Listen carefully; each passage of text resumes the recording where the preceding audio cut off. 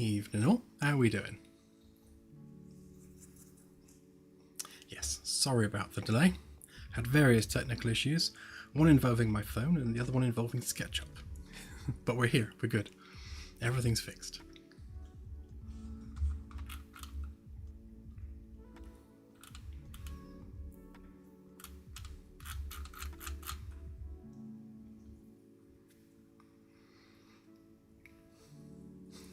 Yeah, I'm standing. Oh, wow. Sophie, thank you. Very much appreciated. So, what we're going to do tonight is we're going to make a bathroom for a deck, as it's the only room that hasn't got anything in it yet, so I figured we'd have a crack at that. We went to a mall in London called the Westfield Mall, and if anyone's ever been to that mall, it's so our design language. It's absolutely amazing. So I took some photographs while we were there, and I've got some inspiration that I want to roll with for the bathroom. So if I show you what that is, so I just had to transfer all these off of my phone because for some reason Discord had lost the reference to them, which was a bit of a nightmare. Not yet, David, no. That's still to come. Yeah, so this mall has these really cool bathrooms where you've got things like the hand wash and stuff, like underneath this shelf, and there's no visible taps, there's no visible dryer, nothing. It's all completely integrated into this unit, and you just kind of put your hands under it and it just works. And just like the architecture and the design language and everything, I just thought was really good. This was the ladies' bathroom. I sent Claire in to take some pictures. But yeah, it's just everything about this mall is kind of like our kind of design language. Like these things here, just like everything about it. I was walking around thinking, oh, this is so us. Just like simple things, just like the way they're doing security desks and things. It's all these angular edges and the curves and the organic nature of everything. I was kind of really geeking out over it. And the just the shape, the way they've done the ceilings, the way they've done the paneling, and even the plant pots. There was a particular thing. Oh yeah, these things. Like they got these like information terminals, which again are just kind of very us in their styling. Oh yeah, and they had like a Tesla thing there. So I was taking close-up pictures of all the bits of the Tesla robot. It's like, ooh, how do the gears work? Like, how do the joints fit together?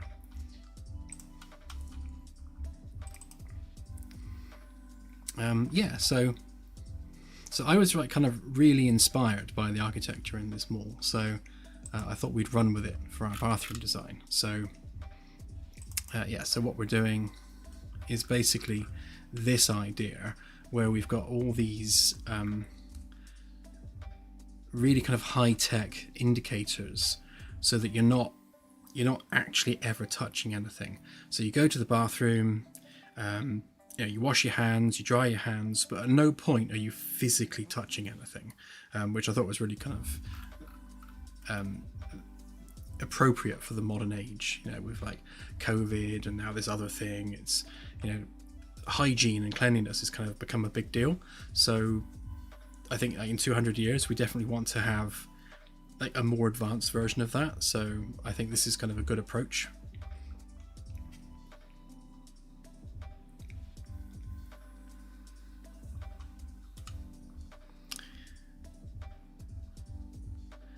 Ah, CSI, sad to hear about your cold. Get better soon.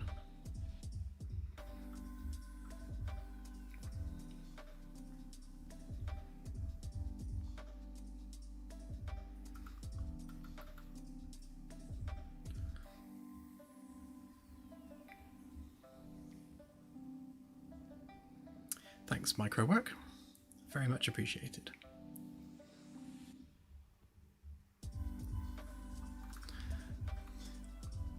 Yeah, you're right about the trim. Like I didn't notice until after Claire had taken the photos that like underneath all here they've obviously packed it with like paper towels underneath. They must have had a leak. But yeah, general concept, that's what we're going with. The other thing, we have upgraded to Unreal 5.7, and one of the things that 5.7 does is support for Nanite Foliage, and I thought I would give you a quick demonstration of what that means for us in terms of how we're going to do planetary surfaces. Just load up at the test level. So this is Nanite Foliage. Basically, all of these trees are procedurally generated, which means they can be unique, and the animations on them are they're actual skeletal meshes. So this isn't world position offset, where it's artificially kind of positioning the pixels in space based on a shader. It's actual physical movement of the mesh, and there is a wind component which generates all of that wind. So they're really moving in the real world with collisions and everything, which is very cool. And the cool thing about Nanite Foliage is every single leaf is an actual physically modelled object. So normally with a plant you'd have just literally a 2D plane, which is 2 polygons with a masked texture on top of that, which is great in the old world, but in modern engines it creates overdraw to the extreme.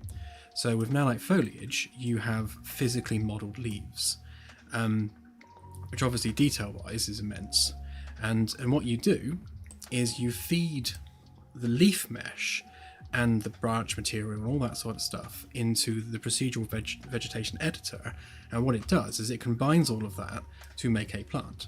So each one of these leaves, as much as each leaf is a separate physical mesh, it's completely instanced, so it only costs 1 leaf. In fact, all of these trees combined only cost 1 leaf. And if we go over here to like bushes and stuff, you can see that it's not just leaves, but we also have like little nuts and things on there as well. So again, this is all completely instanced. So the amount of detail that we can put into foliage is just incredible. So if you imagine this as an alien plant on an alien surface, we can basically create a library of different leaf shapes. So we can have literally thousands and thousands and thousands of different leaves, different styles, different shapes. Obviously colors we can do procedurally through materials, but the actual leaf itself, we just need a library of assets.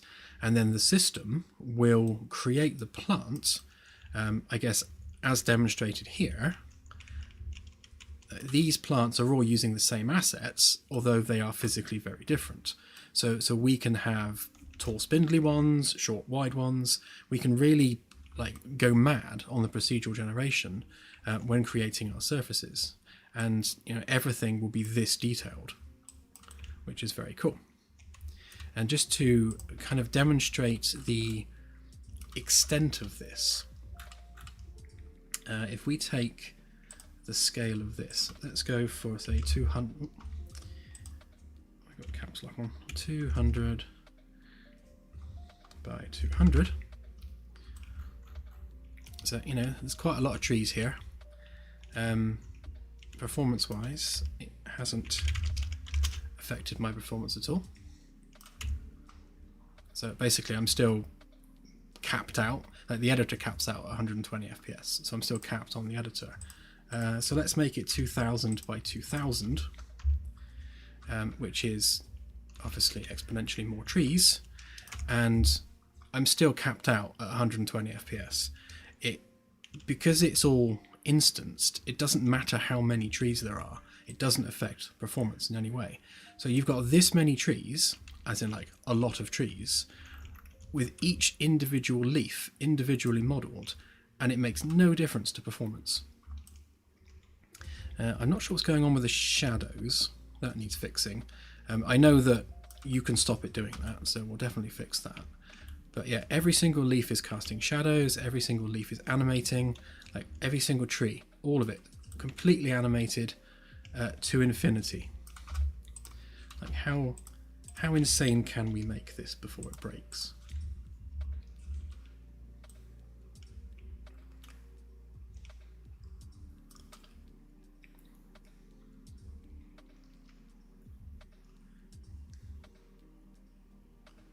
Oh, it's generating. Will it complete with that many trees?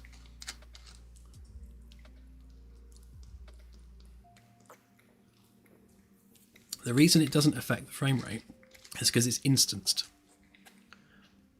Yeah, like each individual leaf is just an instance, so it costs 1 regardless of how many there are. And what happens in the background, the LOD system for Nanite Foliage basically voxelizes the mesh, so trees in the far distance are just voxelized versions of themselves.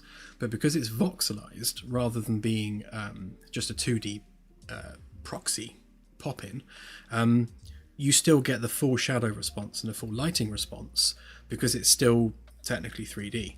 So you get all of that like at any distance, which is amazing. The restrictions are generating it all at once. So like we're doing here, I've just told it to generate an absolutely enormous amount of trees. And it's limited itself to this here. So if we extend this out as well, it should generate the whole lot.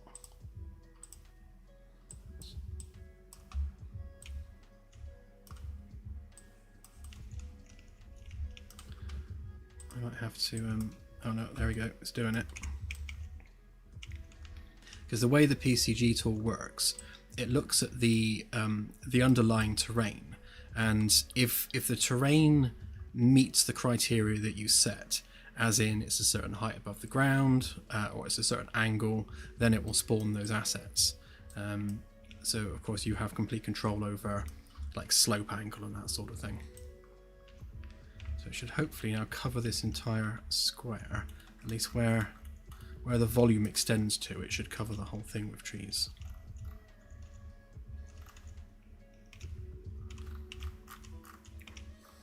Yeah, well, the trees will have bathrooms. No, the other way around. The bathroom will have foliage for sure.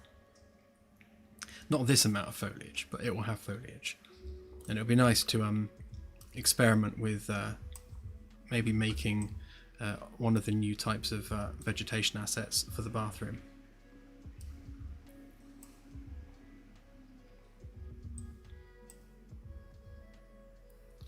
It is tremendously cool. I agree. Oh, hang on.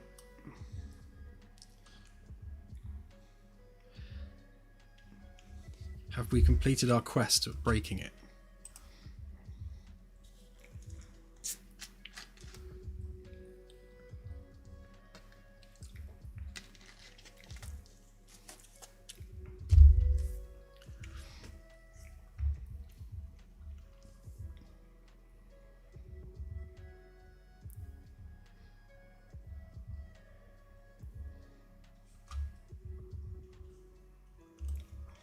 I think we crashed it.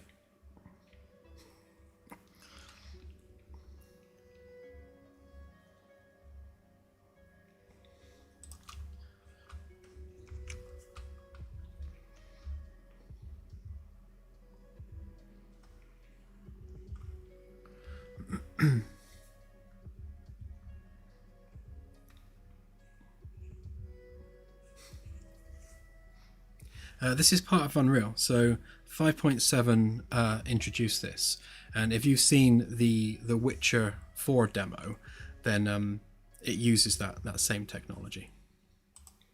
Right, let's quit this because I think I've just created like 200 square kilometers worth of trees.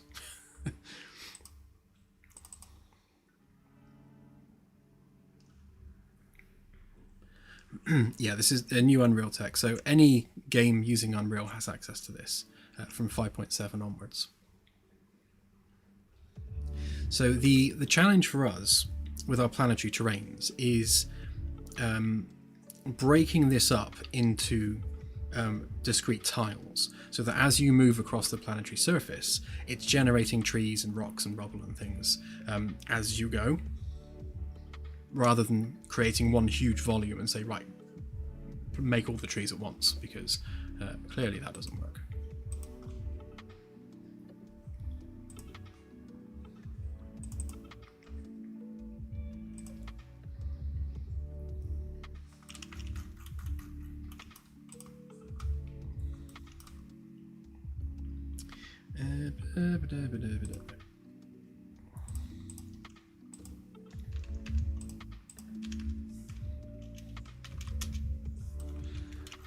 That's more like it.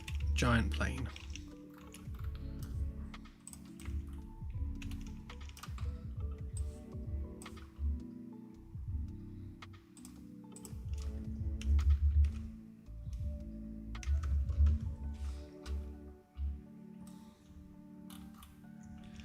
Let's do this without breaking it this time.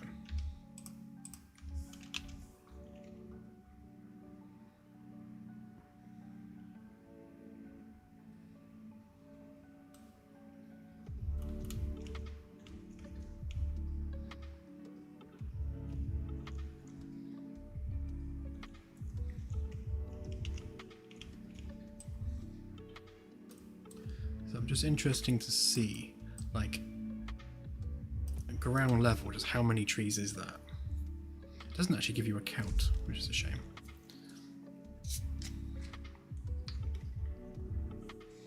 Yeah, I'm not sure how it caches it.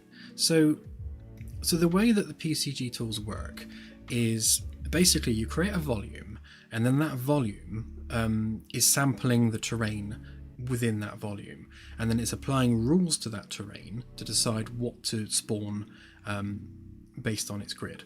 So it can even spawn things on other things, so you can create a spawn grid on, say, a rock, and then if you just take the normal direction from the faces on that rock, you could then spawn, say, moss on the rock's surface, because it can calculate all of that itself and work out what goes where. And then you just define things like how dense you want it to be populated, and what the rules are for where things can or cannot spawn. And you can also, everything that spawns, every class of object is aware of other objects that are spawning around it. So you won't spawn something inside something else, because it knows there's something else there on that grid already. I'm hugely excited about getting into this, as you can probably tell. Once we go into doing planetary terrains, I'm really looking forward to making like planet-wide jungles that are really like genuinely densely like populated with foliage. It should be very cool.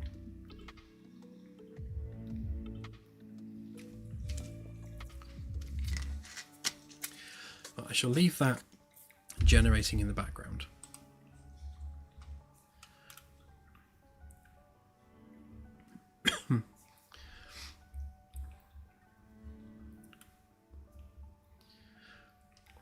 Well, funnily enough, using instancing like this, we could generate a city planet, populating it with buildings rather than trees. So if we treat those buildings in the same way that we treat rocks and trees and everything else, ultimately it's just spawning a static mesh. So if we have static meshes of buildings, then yeah, absolutely, we could fill a terrain with those buildings. We'd have to build up rules for things like roads. I think that would be a real struggle. But if we were scattering buildings like trees, then yeah, definitely we could. It's the other detail that you'd have to get right. It's the roads that make it difficult.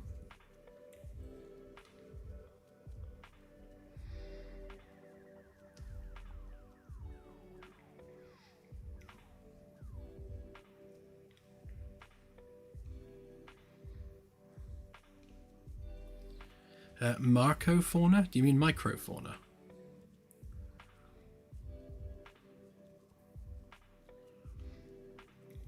Yes, Doctor.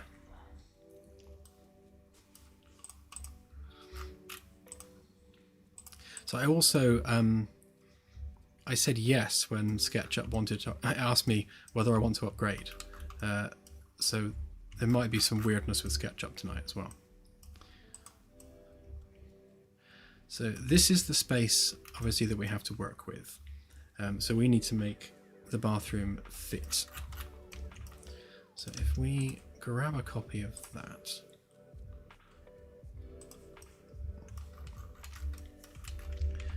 And then we'll rotate it 180 degrees there.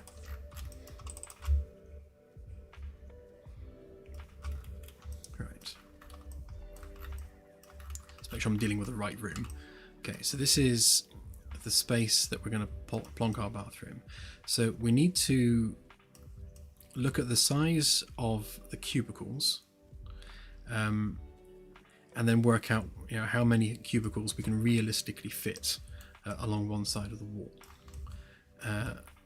And looking at it the right way up, I think we'll have the sink and everything on this side. So we'll have a sink along here with some mirrors on the door side, and then we'll have the cubicles on the side without the door, because we'll have more room there. And I'm thinking probably we'll have room for 4. I mean, 3 comfortably, maybe 4 at a push. Yeah, we shall see. We just look up UK building regs. UK building regs for bathroom size.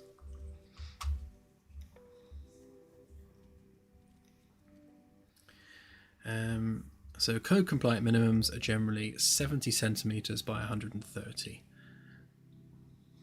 Oh, that's tiny.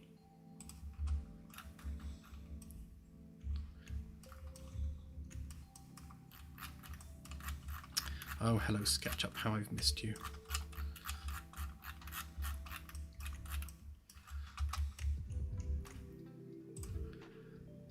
So 130, 70, 130. Wow. That's crazy tiny.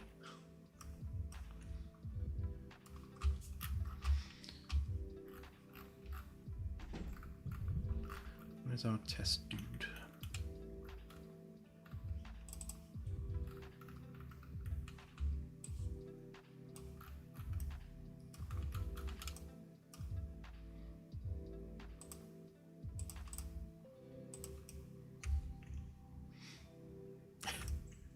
That's an uncomfortably small space for a bathroom. That's mad.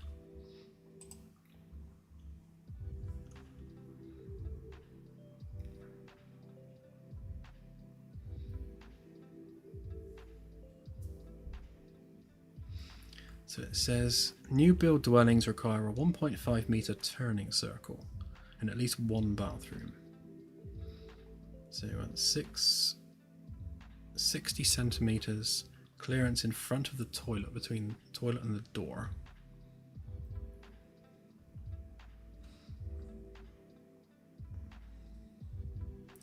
Okay, well, I think it's safe to say that our bathrooms are going to be far, far larger than what regulations require, because that's mad.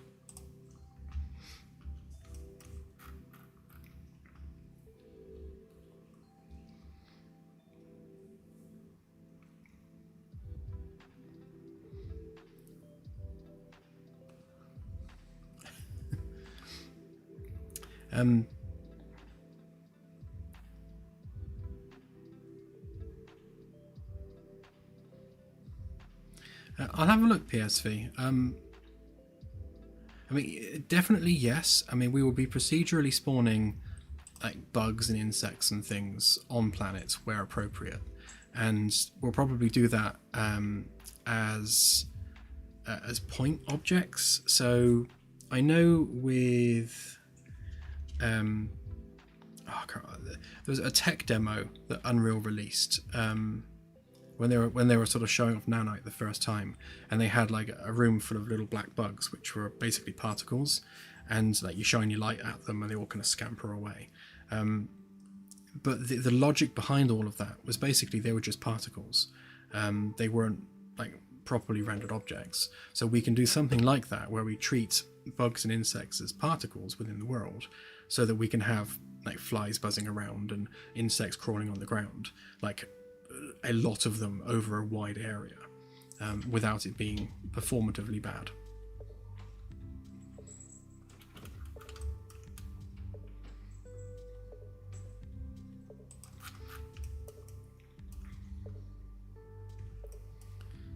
Okay, so we've got about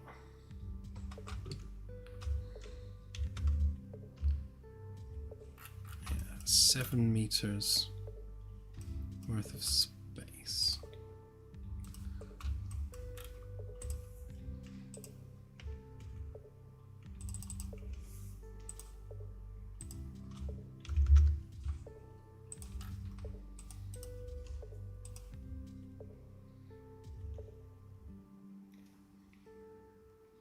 Yeah, so I think we can comfortably make that into 4 cubicles along there.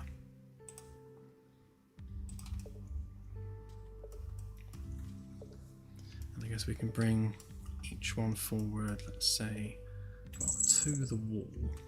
Although it wouldn't be to the wall, but it would be to there. So from there, we say 2 meters deep.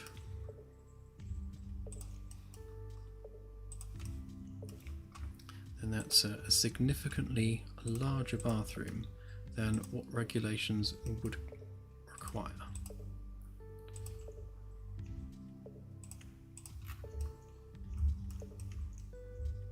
And that still gives us to where the wall would be. So there's 3.5 meters there, give or take. If we have the sink units come out to about there.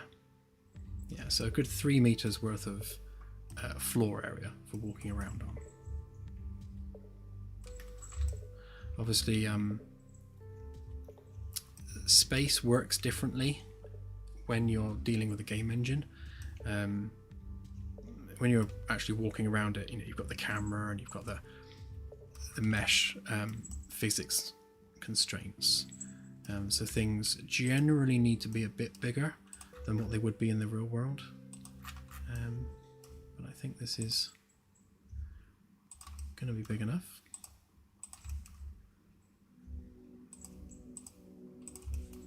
And then, yeah, and then this end one can just be basically the full width, because we can just have an angular wall inside the end one. That would work fine. And I'm going to punch a window through here, so we'll have just like a little porthole window, just so that as you go in through the door, like your view is extended outward into space, which will be quite nice.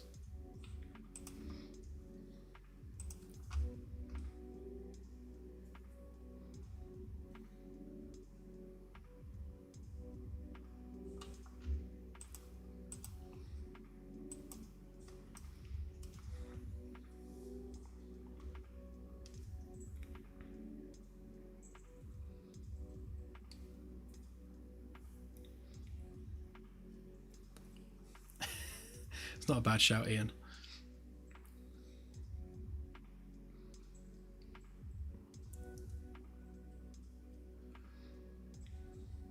Simple things, thank you. Yeah, when I'm building systems, I build with multiplayer in mind, because it's much easier to think about multiplayer as you go, rather than trying to kind of hook it in afterwards, because multiplayer makes everything, I think, probably no exaggeration, probably about 10 times harder, because you're not just firing an action through between systems.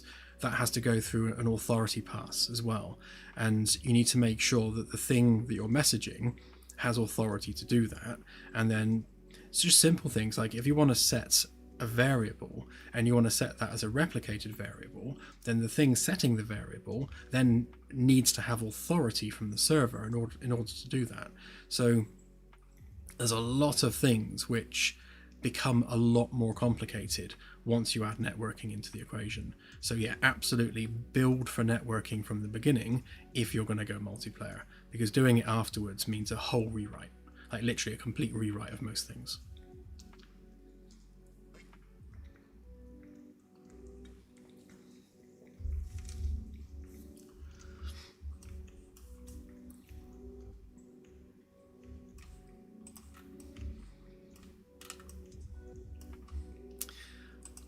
No worries.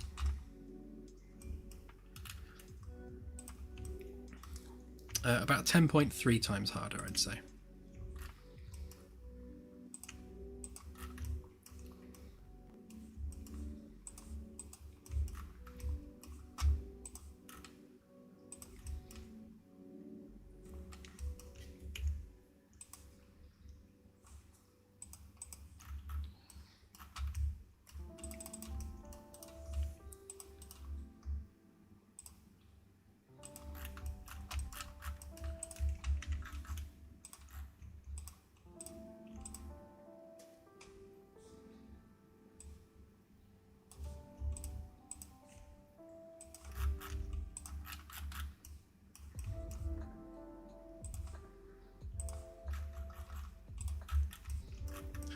Easier to work on it over here, but we're not getting trapped in other geometry.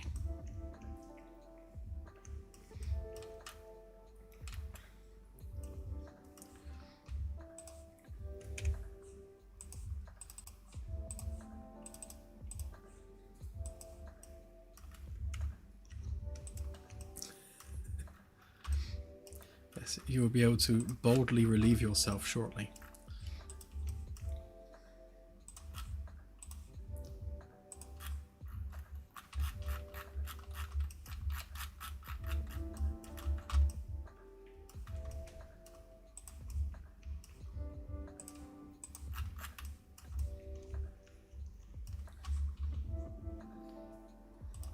Is this finished yet? I know it's still stuck on 3 out of 10. Oh, 4 out of 10. Oh, hang on, is it doing it?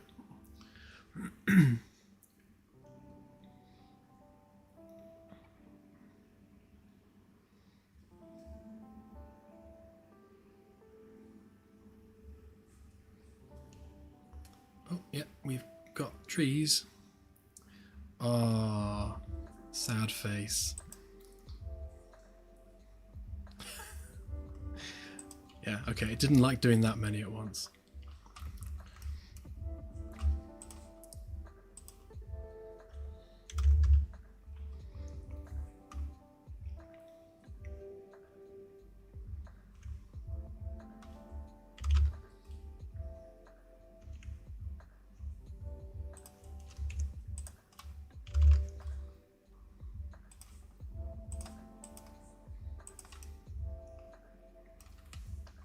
So one of the things we're going to have to do with the bathrooms is the doors can't slide, so they can't be like pocket doors like these ones. Obviously, with these ones, we're creating something for them to slide into, but these ones can't do that. They're going to have to turn. So we just need to make sure that our clearances are good for that.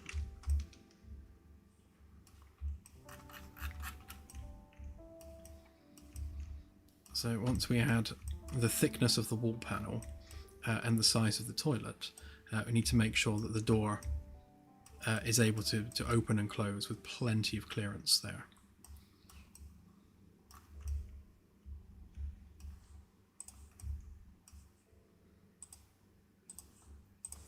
So if we assume that size to begin with,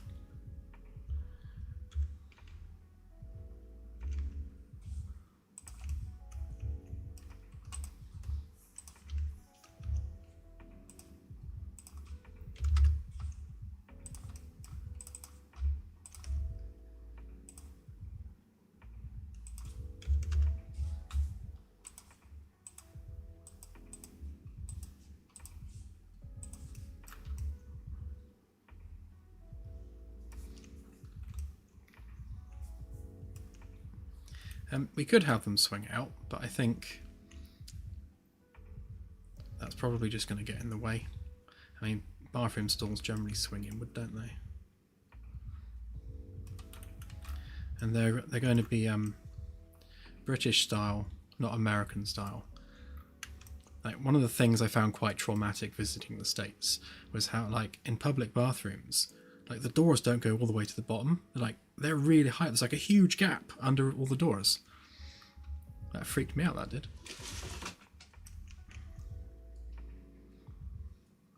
UK bathrooms tend to be a bit more private than American ones, at least from what I've seen.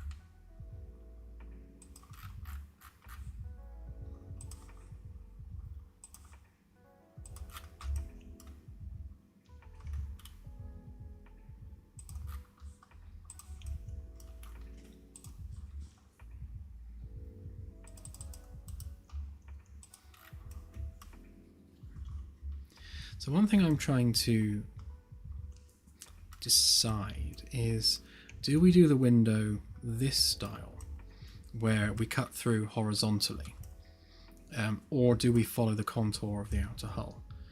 Now, the reason I did this originally is so that it gives us a window ledge. If we have it angled, then it removes some of the interior space, because obviously you're coming down at a diagonal.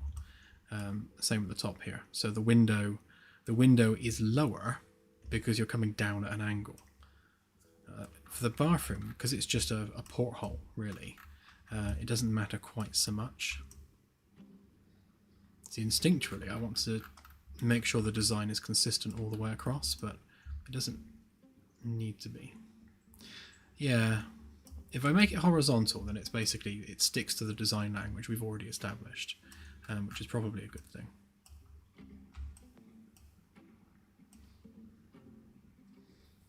And then, to be honest, we can go with the same height as well if we do that.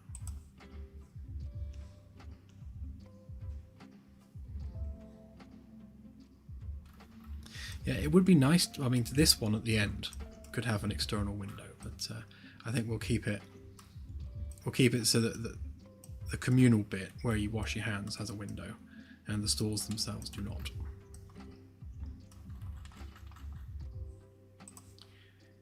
Okay, so we want to go from there across, and then this one came down to there, which is probably a bit on the large side for the bathroom. So maybe we'll go with making it a bit taller than that. I think if we wait until we've done the hand basins area, then we'll know what the best height would be for that. We'll keep this end wall plain, and then we'll have the sink unit come out as it goes across.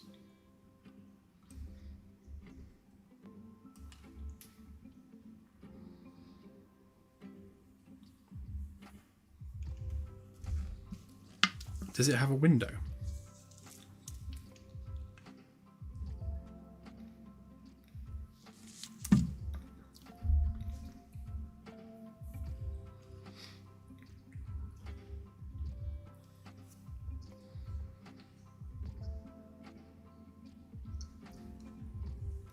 Oh wow.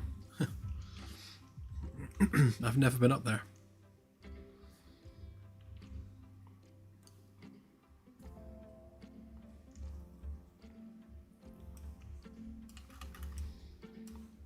I don't tend to go to London very often.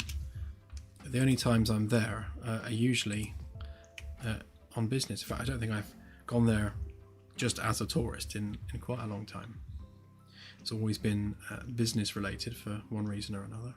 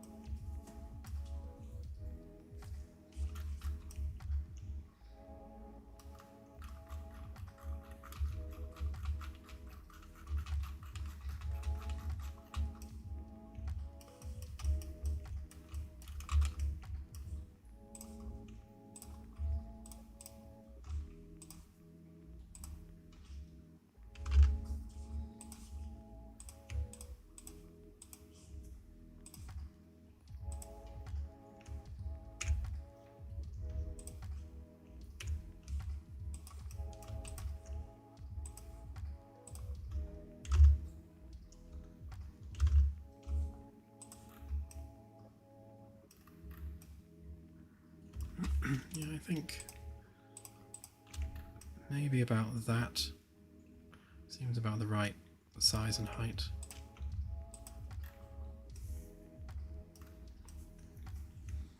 Again, it's just a porthole, so it doesn't need to be huge.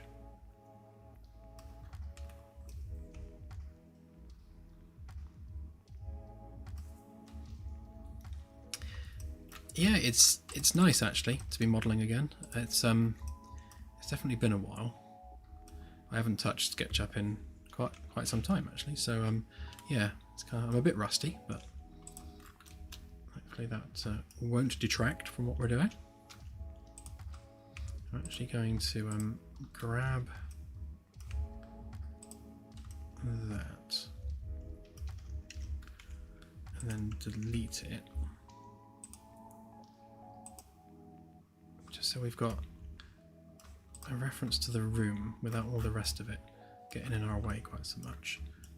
And then similar with the framework, if we get rid of all of that. Actually no, we don't want to delete it from there, do we? We want to grab that more like.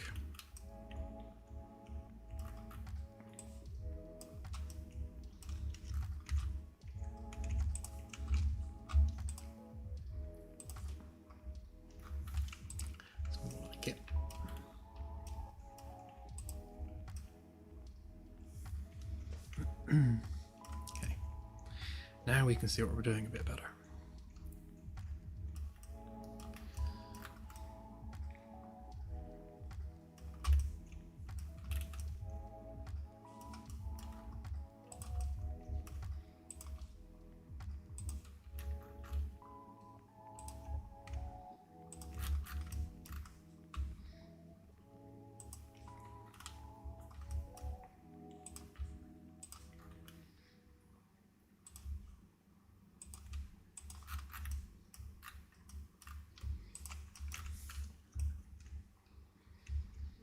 So what I always try and do is match the geometry of the interior with the framework to the paneling.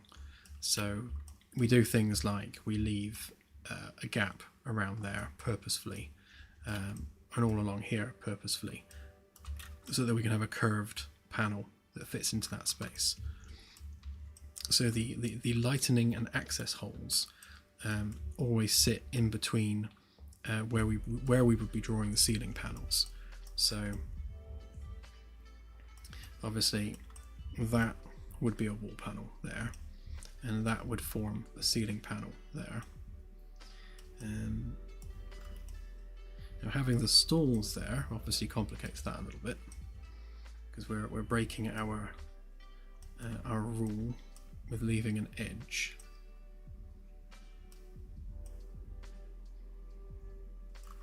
So what I might do is either shorten this section or extend it even across. Because we might be able to split this into two.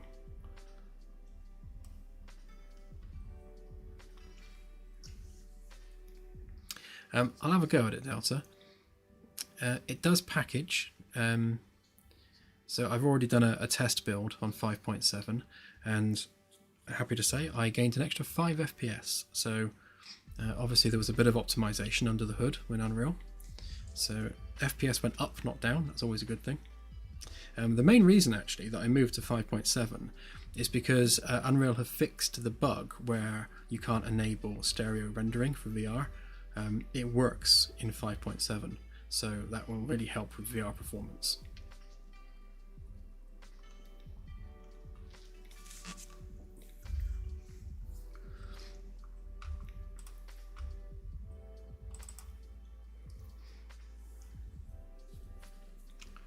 Let's just give this another try actually while we're modeling.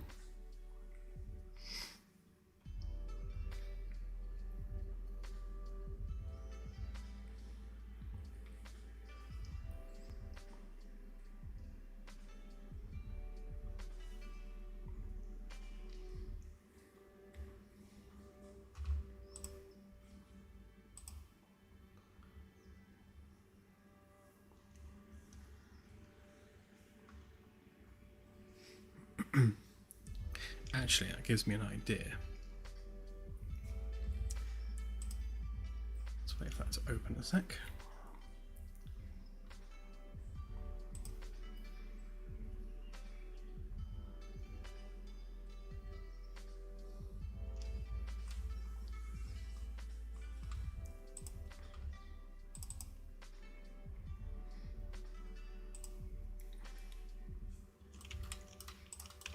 Yeah, so when we're generating stuff on surfaces, obviously you can see that it does it procedurally.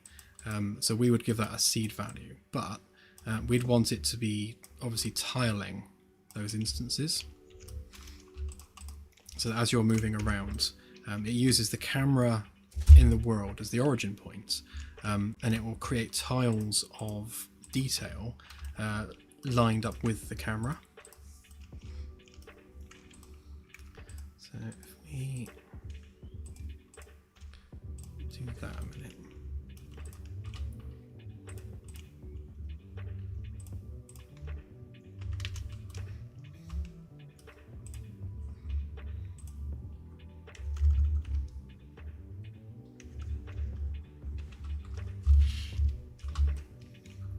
Yeah, so we would take our big old tile of stuff. Cat, you're in the way. Everyone say hello to Garfield. You can just see his tail.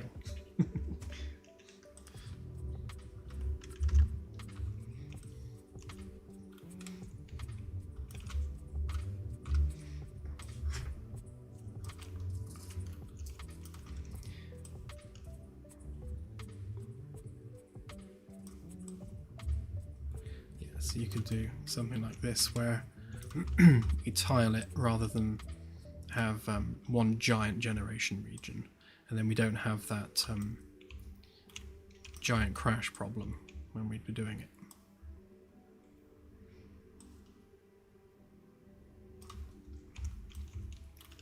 But yeah, so there's a lot of trees.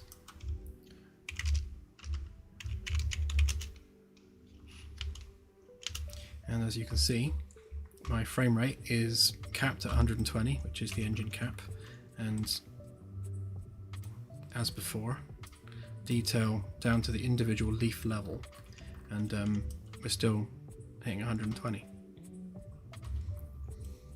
It just doesn't matter how many trees there are.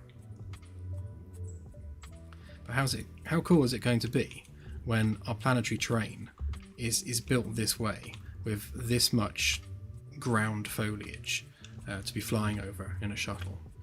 Again, we'll fix the shadows so they don't have a banding problem like that. But yeah, it's going to be really, really cool. Just sort of flying over forests in a shuttle, looking for a clearing to set down in. That's the bit that I'm like just super stoked about doing. It's going to be amazing. And then yeah, when it comes to the ground stuff, I don't know why it's doing that. That's indicative of like what's going on behind the scenes there. That one's alright. I wonder why this particular one's doing that. Always bugs with things, isn't there? But yeah, when it comes to the ground clutter, so obviously we'll surround this with rocks and small plants and little creatures and things, and then boom, you've got a planetary surface. So yeah, cannot wait to get started with that tech. It's going to be a lot of fun.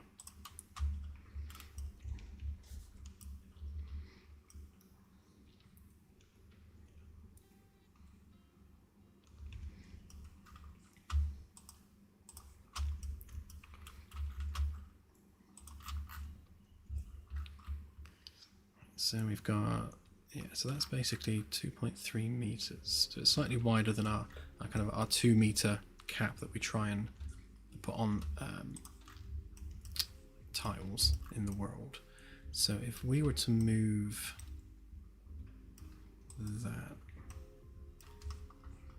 because what we try and do where possible is have the inside layout mirror that of the outside, so that if we are actually more relevant on this side, if we are opening up the corridor side to access pipes and cables and things, then we want the inside edge to be solid because these rooms are supposed to be pressure vessels. So once that door is closed, this is supposed to be an airtight unit with its own limited oxygen supply, so that in the event of an emergency, the room itself becomes your safe harbour. Same with the conference room. If there's a loss of pressure in the corridor outside, you'll be safe for a period of time in the actual room because it's airtight. So we just want to make sure that when we're building the ceiling geometry and such, that we've got that physical separation between the rooms, even in the ceiling cavities, so that we're maintaining that airtight membrane. Yeah. Well, given that the bathrooms are actually on the outer hull at the top there, yeah, you could literally eject the toilet through the ceiling. That would be quite funny.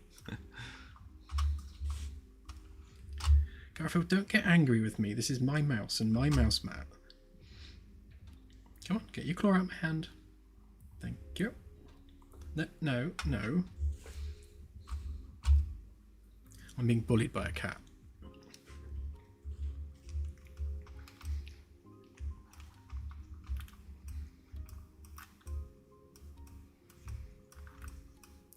Yeah, so when I do the ceiling structure, there's consequence to moving things. So if I move that to form the end of that, so then that basically extends that wall all the way up into the ceiling cavity, then I would need like a second one of those across there, and then we'd need to adjust the ceiling bits to compensate for that as well.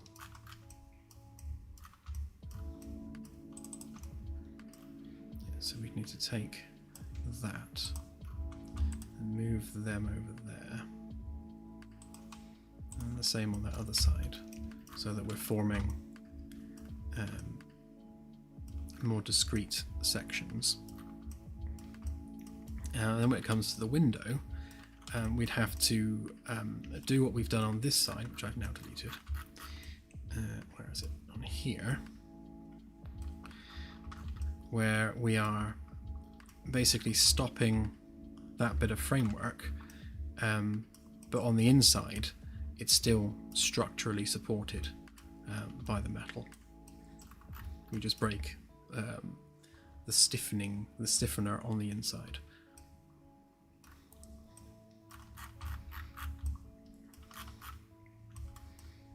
Obviously we've got engineering rules, and we try to stick to them so that the entire ship is designed, with those engineering rules in place, so that every aspect of the ship is predictable and built to a rule set that's been predefined.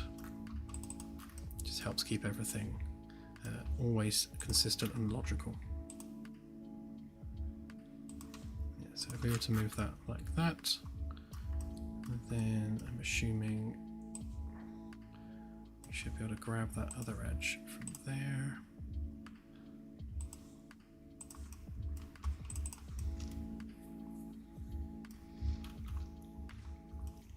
Okay, so then the top of the cubicles basically line up with the support structure that goes through there. And then we still maintain our edge there. Our ceiling cavities are still fully enclosed.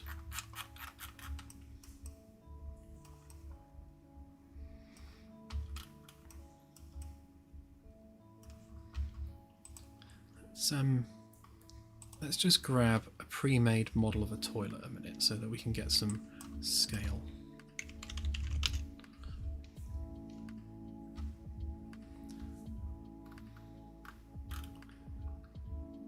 Ideally we don't want a live one because they tend to be annoying to work with. Let's go with that one. That says product. Does that mean you've got to pay for it?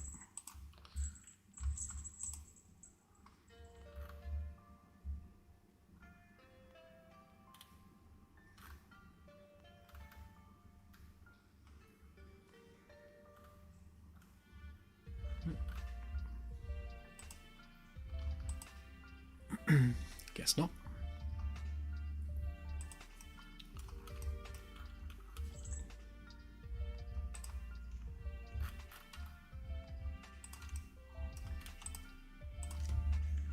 Obviously this is just a test of scale.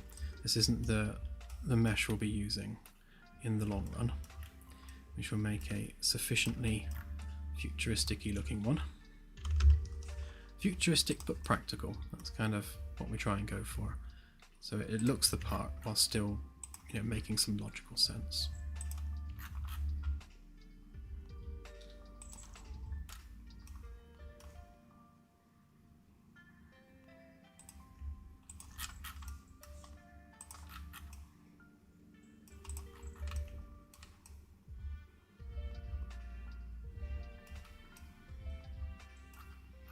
Yeah, so that's I'd say it's a generously sized bathroom width-wise.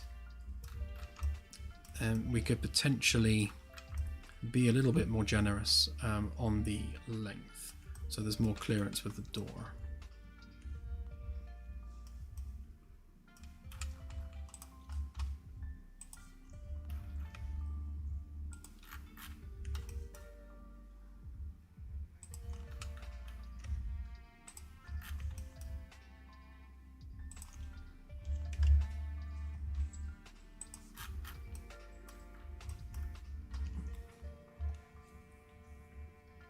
That's true, actually. Yeah, if for some reason the ship does lose gravity, then yeah, you'd expect the toilet to be able to deal with that situation without any unpleasantness.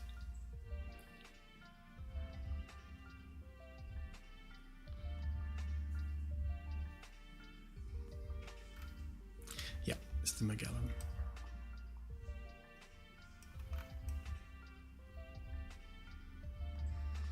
Okay, so I definitely think we're looking comfortably at four toilets there. That's more than enough room for that. I guess we also need a toilet roll. I did actually see a model for that. Where was it? There. Oh, it's one of those live ones.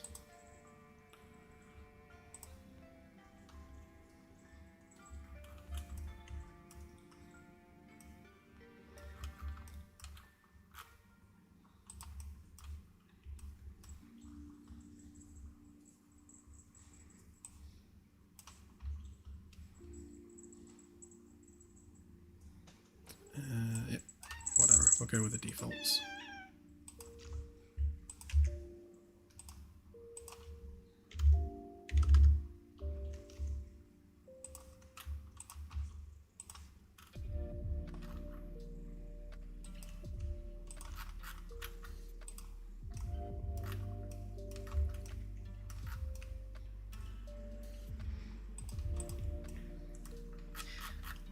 Yeah, see, that's a good question. Like, in the future, you know, are we still using toilet roll? Or have we come up with some other intriguing way of doing things? Have you heard of the explanation as to what the seashells are actually supposed to be for? Like, one thing I watched, someone was saying that the idea behind the 3 seashells is that you use them as scoops. You're like just scooping yourself clean. And that just seemed way worse than toilet roll.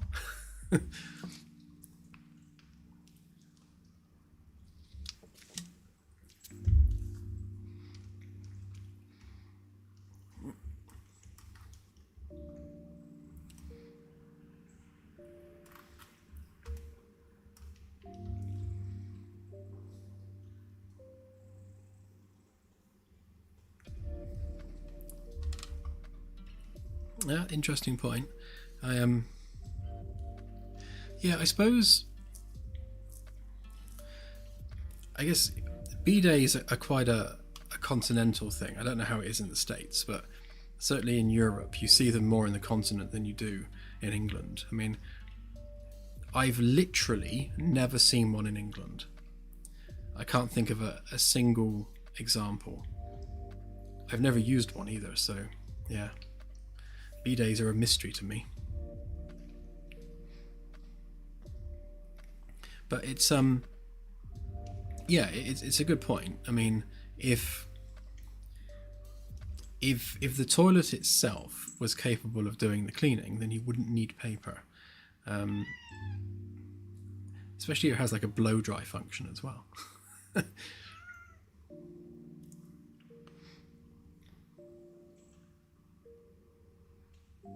Okay.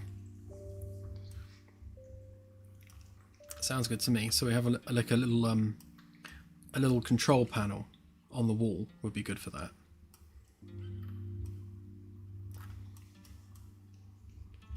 And when it comes to plumbing, we're actually okay in that regard because every single wall on the ship has this 40 centimeter cavity. So it doesn't matter whether it's an internal wall or an external wall, they all have the same cavity in them. So all the pipes and all the utilities and stuff can all run in the walls without any issues. We just need to pick at what point around the deck do we, if we look on this one, it'll be easier to see. So we've got that cavity in the walls there. Obviously the doors don't go all the way to the top, so we can go above the doors with things if we need to, or through the floor. But yeah, so that cavity exists. And then we just need to think to ourselves, you know, where across the deck do we drop down to the deck below? Because obviously all the pipe work up on A deck needs to go all the way down to F deck, where like the water recycling hardware is going to be. So there needs to be a continuous run of pipe work going all the way down. So that's just something we need to think about as we're doing this.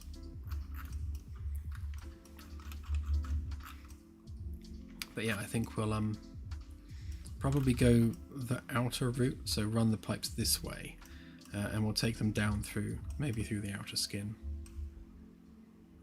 And then we'll be able to, because actually that's a good point, because we've got another bathroom obviously downstairs, almost underneath this. Actually, where is it? Where's that one? Because we've got, it's going to be out here, isn't it?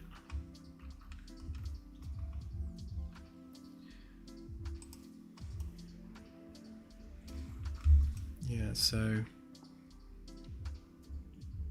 this here, this is the bathroom down on B deck. So if we've got our bathroom on A deck here, it just so happens that we've got quite a generous cavity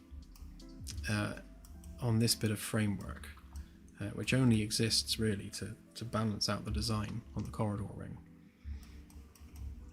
So we can actually use that cavity maybe for some pump hardware, to be honest, with an access panel in the bathroom down here. So if we're running our utility pipes from the back down here, we can run them through the outer hull down into here, and then that can join up with all the pipe work that's in the bathroom here. And then the common downpipe for all of that can go down through here down into C deck, and then drop down, maybe down through either this side or this side through here, because this run basically from these sections go all the way down on top of one another, so you've got a vertical drop all the way down to F deck.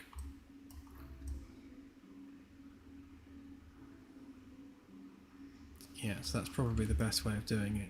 So if we were to drop down here, we can bring those pipes down that cavity there, and then that will run all the way down to F deck.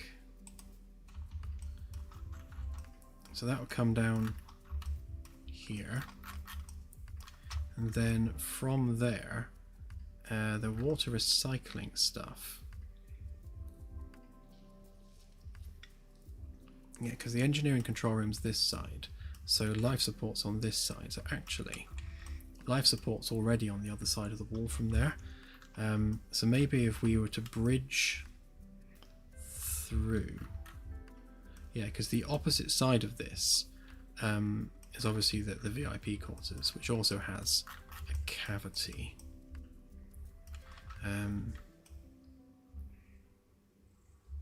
Yeah, because we've got this cavity on the other side, so that would be mirrored on this side, which means we can actually take the pipes through there and come down on this side, and then on this side, on F deck, this gap here is where the water recycling is, so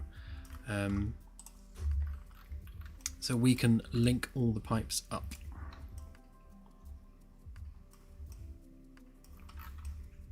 Yeah, so this bathroom will go this way, through there and down over there, and this one can come through that wall there, come through in the same point, and all of that can all drop down this corner, and then when we get down to ultimately F and G deck, because it's two decks tall, we can then have all of those pipes coming out of the wall into the water recycling room. And then for the rest of the ship, we'll have to run those pipes through and maybe have them come down in the corners at each point around the deck, because most of these decks stack neatly on top of one another, so you've always got these corner cavities where we can run things up and down. So you can see there that cavity there is the same all the way up, so you can go all the way down for dropping pipes and things down. Okay, sounds like a plan.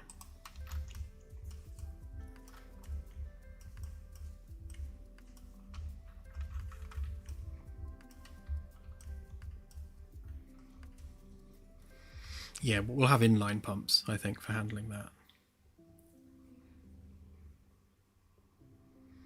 I'm not making all the bathrooms at the same time per se, but once we've made a toilet, for example, then we'll probably reuse that model in many, many places. Like once we've made a bathroom for a crew quarters, a lot of those assets can just be copy-pasted all over the ship.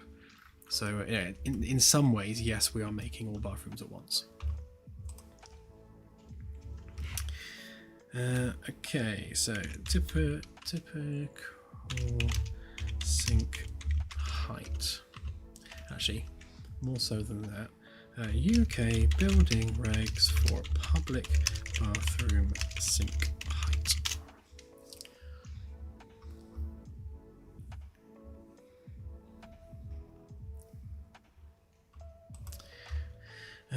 So standard public wash basin, while not strictly regulated for height in standard non-accessible stalls, height of 850 to 900 mil is commonly recommended.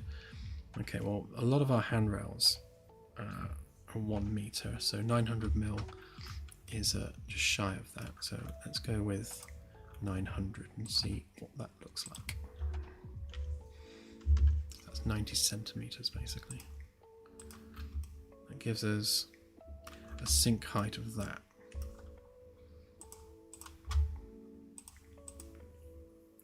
Let's see how he feels about that. Yeah, I'd say that was reasonable height-wise. Maybe if we just drop that down the extra 5, so that makes it 85. And of course we've got the bit on top, so if we say that, do that. So remembering our concept art for the Westfield Mall bathrooms, we'll do something like this. So we'll have one long sink that goes all the way along, and then we'll have these really cool kind of futuristic hidden taps and soap dispensers, which will make all nice looking. And then of course we need a couple of mirrors above it, and we're also going to have some tasteful wooden trim as well. So if we were to pull that across there, obviously we need to have a think about access through the door and how much space genuinely that's going to actually need to take up. Obviously it's it only needs to be big enough for 4 people to use. So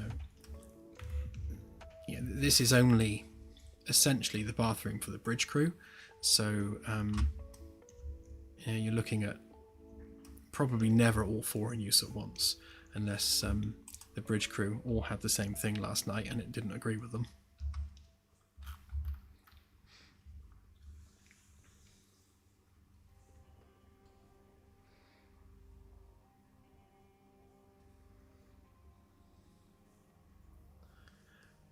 Yeah, Danger Mouse.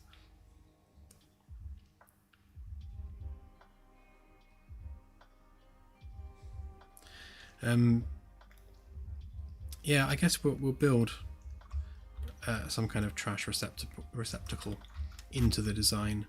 I think actually, not sure whether we had that on the mall pictures. I recall them having like an embedded silver thing.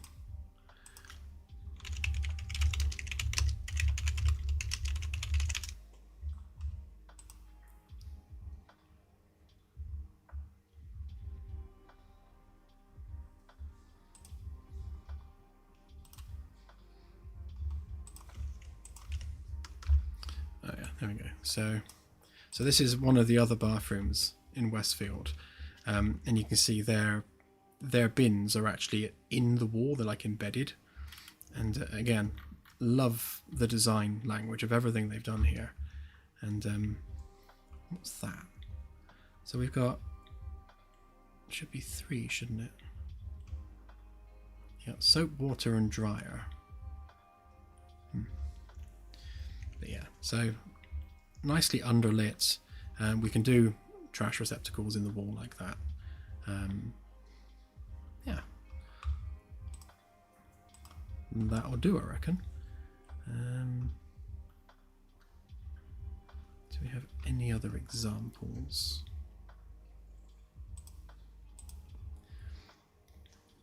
I'd love to know actually who the designer was for those. I mean, I did actually try Googling it to try and find the name of the designer, but it just says Westfield Mall Group. I can't actually find the person or architect firm that actually did the ground level design in the bathrooms themselves.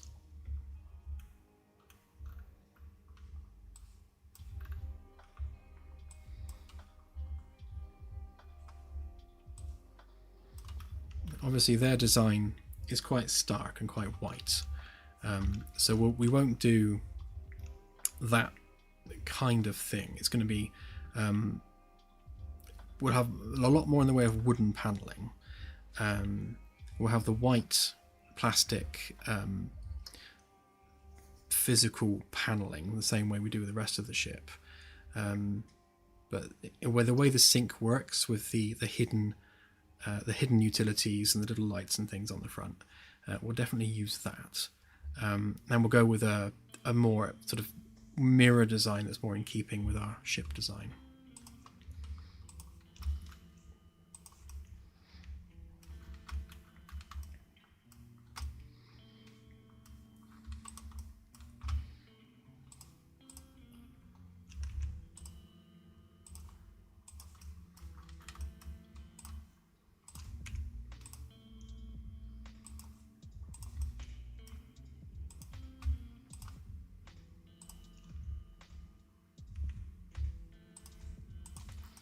Because theirs goes something like that.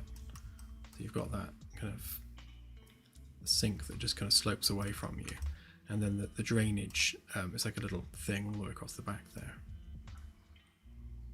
And we'll just embed all the utilities in there.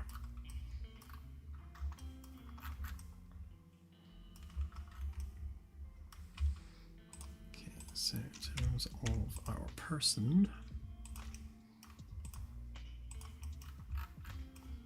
obviously if they're using the sink, we don't want them to be like in the way of the door when you go in, so just need to make sure we've left enough space there for people to get in and out comfortably. This is those kind of human foot traffic tests you've got to do when designing interior spaces.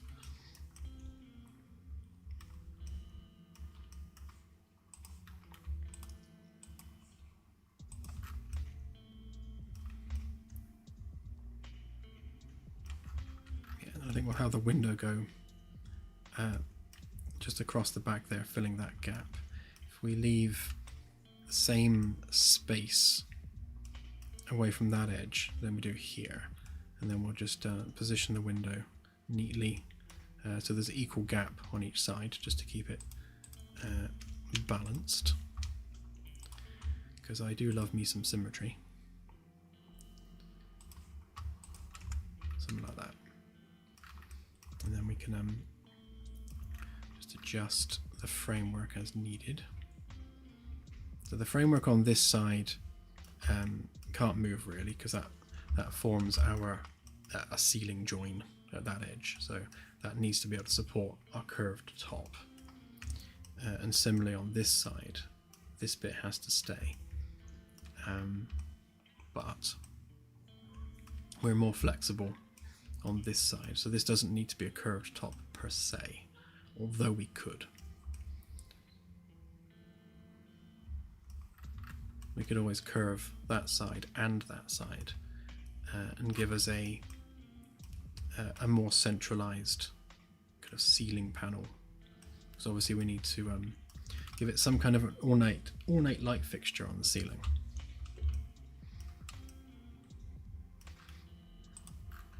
Yeah, so if we were to do that, then we'd treat that side as the wall, and then we'd have to come out 50 from there, and back in 1.25 because we're measuring from the middle of that. So we've been measuring to about there. It should be 50.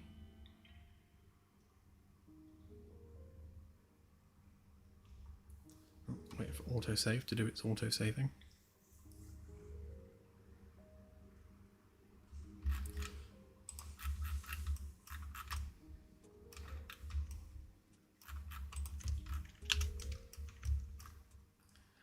So we grab that, and we bring that forward just a smidge.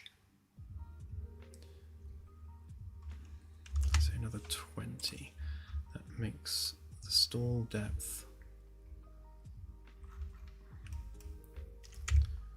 Let's make sure we get this right. 220. Yes, that's 2.2 meters, which means we've got plenty of room for the door to swing open. Obviously this end one's going to be naturally more generously sized because it's on the end.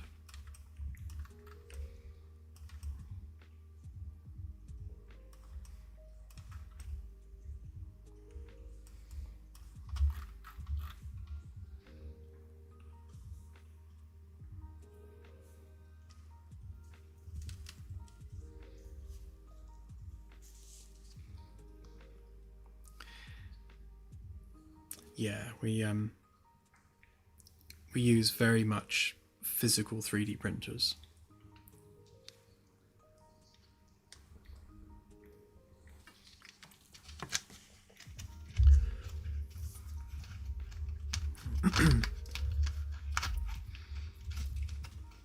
There will be no wheelchairs. So we've spoken about this before, about how we want to handle disability within the game, and ultimately we've got robots walking around, and the technology for prosthetics is 200 years more advanced than it is today, so there won't be need for wheelchairs in this future.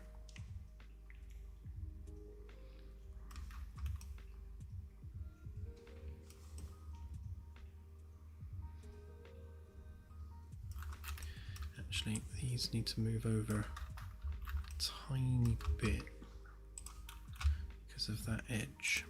They need to line up with the frame there.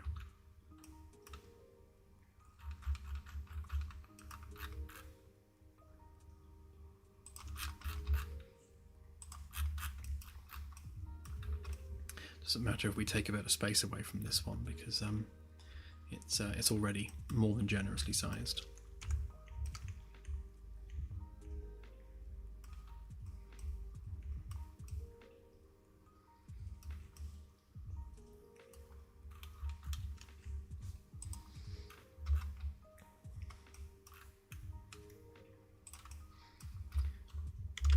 So that would be the space that we dictate that we need to be able to reserve.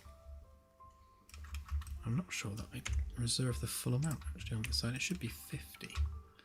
What are we doing? 49, 50. Oh no, I did 50.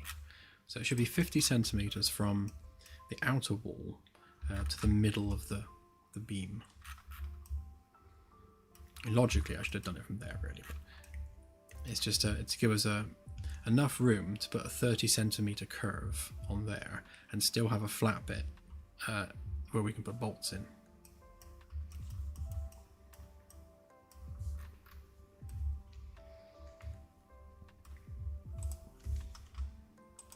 Yeah, so that would mean that the middle of that beam has to line up to that.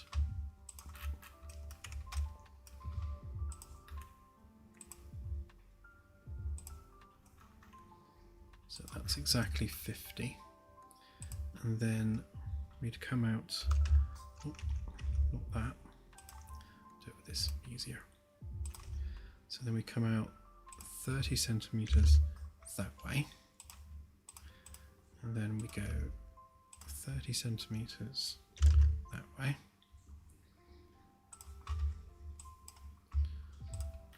And then that's our curve. So that would be the top of the panel.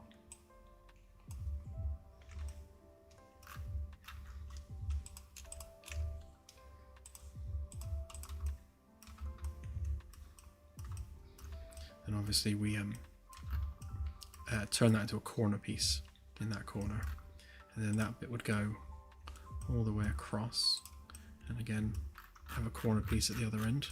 We'd merge that in, so that would blend smoothly into that.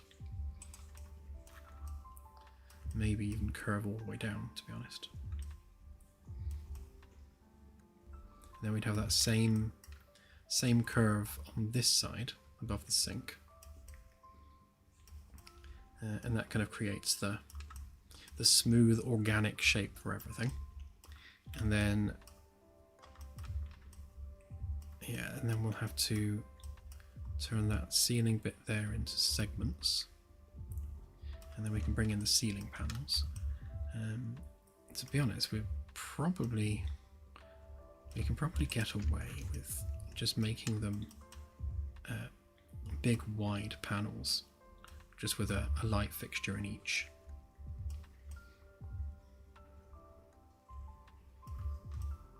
Although these runners going along here don't necessarily need to line up with that. What we could do is maybe line these up with the cubicles.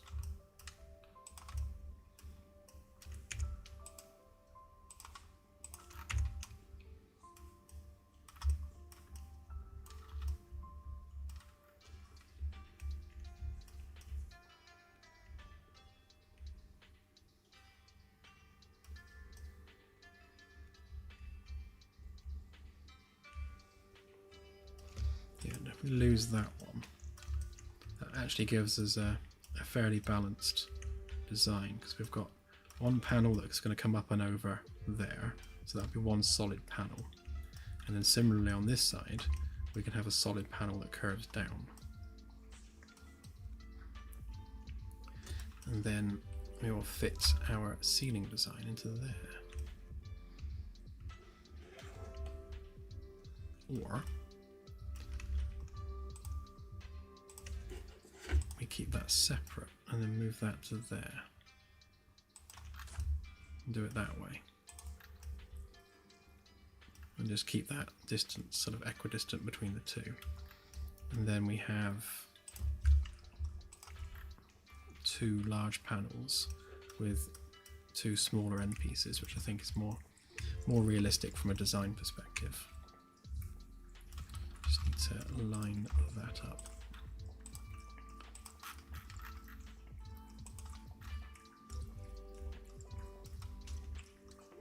Yeah, I definitely want it to be organic.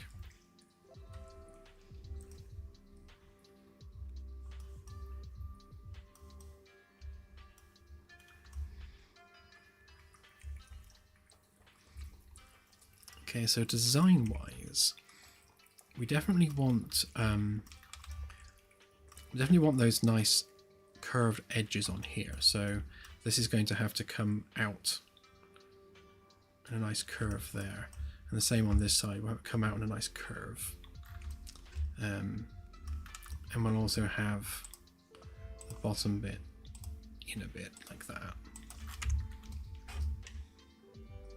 Again, just to add a bit of visual interest, and it's handy when you're standing in front of it because your feet can kind of fit under it a bit better. So what I'll do is I'll probably I'll build that as a subdivision model, just so that we can do all the organic edges, and then we'll do the middle bit probably separately.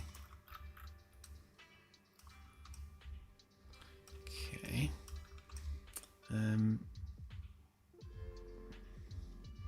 So what I'm tempted to do is build the individual wall panels, and then have the sink as a separate unit, which is kind of countersunk into those panels.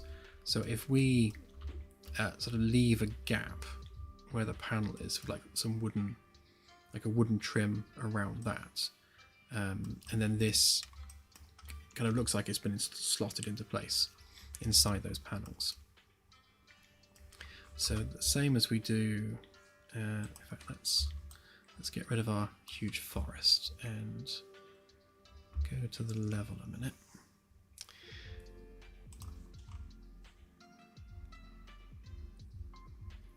Nope, didn't want that, we wanted that. Yeah, let's save our forest, why not?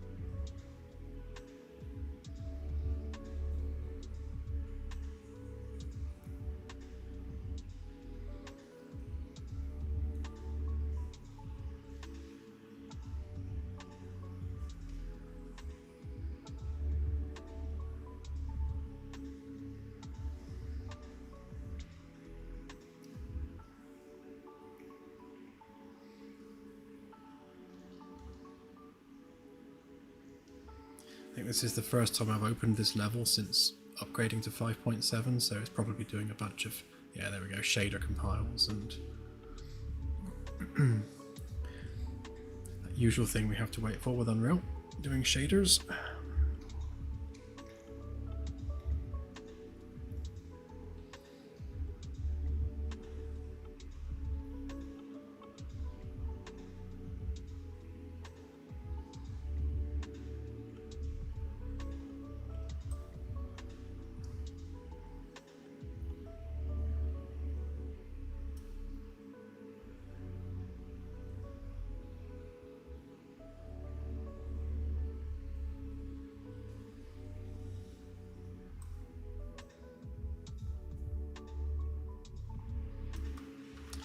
Leave that compiling for a minute.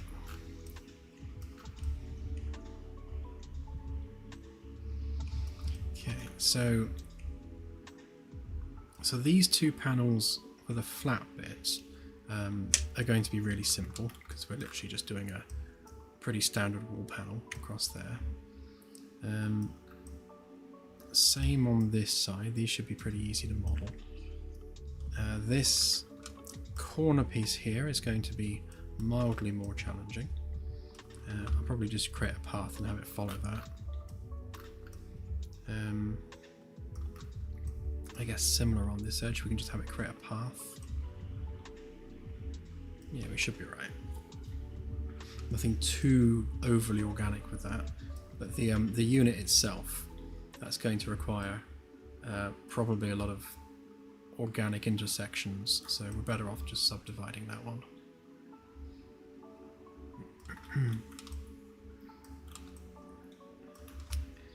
Okay, so let's just group that up a minute. Obviously, it's going to have to come forward of this framework piece, and then on top of that we've got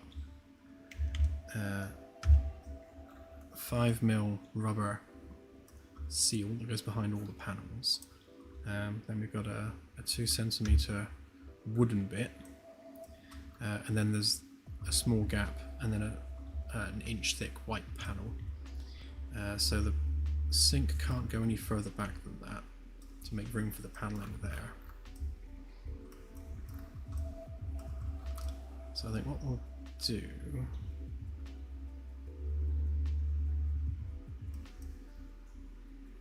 obviously we want the mirror above it, so if we do maybe the wooden trim around it like that, and then have this just be white, Obviously we'll add a snazzy pattern on it just to make sure it's not a plain white block. And then we'll embed the mirrors on top of the paneling across here. And I really like I like those mirrors that have like a screen hidden behind them, so that the information kind of glows through when you're looking at the mirror. So it would be cool to do something like that. See if I can find a picture of one. Mirror with data display. I've always wanted to build one.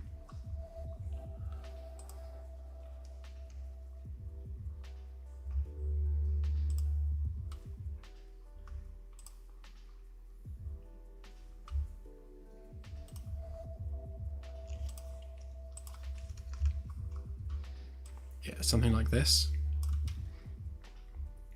So basically you've got a screen hidden behind the mirror, and obviously because the screen's lighting things up, they show through the glass, so it looks really, really cool. So you can do things like get weather forecasts and things on the glass shining through.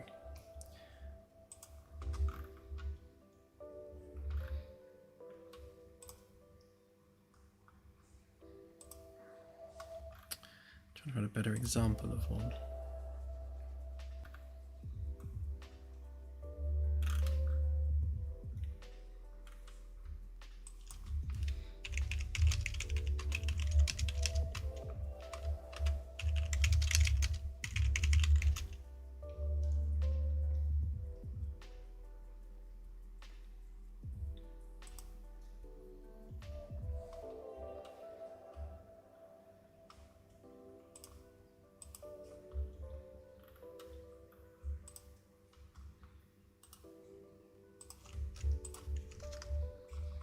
Okay, yeah, so something like this. So above the sink and everything, we'll have mirrors that have LED strips around them, because who doesn't love LED strips? We'll curve off the edges to give it that kind of squared circle style that we have. And then we can put something on the glass just to give it that smart glass look. And we'll do the same in all the crew quarters as well, so they can have little panels on them showing information. I'm not sure what information, but I'm sure we'll find something to show on there. Just to give it that nice kind of futuristic edge.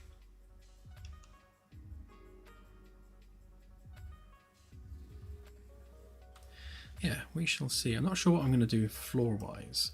I think we'll go with like a poured resin floor, maybe with some little flecks in it, something like that. Right, is this working yet? Yeah, there we go. Ish.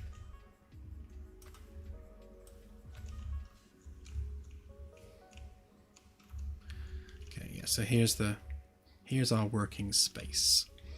So if we where we've done the panels here, and we've got this kind of wooden trim going around them with the white set back, the same as here, I suppose. We've got the white panel is sitting proud of the wooden background, so you've got that kind of gap between the two. So if we do the same thing in the bathroom,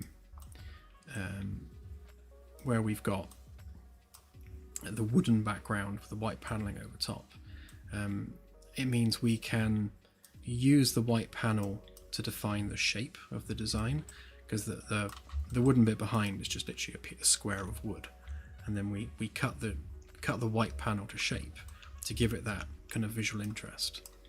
So we can do the same thing in here, maybe even coming down at a little bit of an angle. Then we can just define like how much of a gap we're going to leave, so how much wood do we want to be exposed, and then the actual unit itself will sit in front of the wood,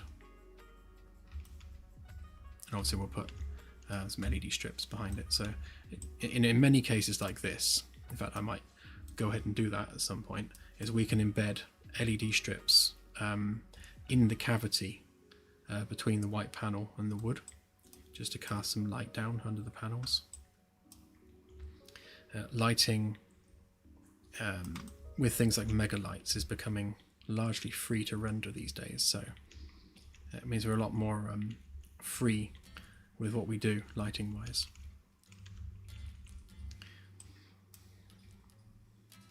Okay.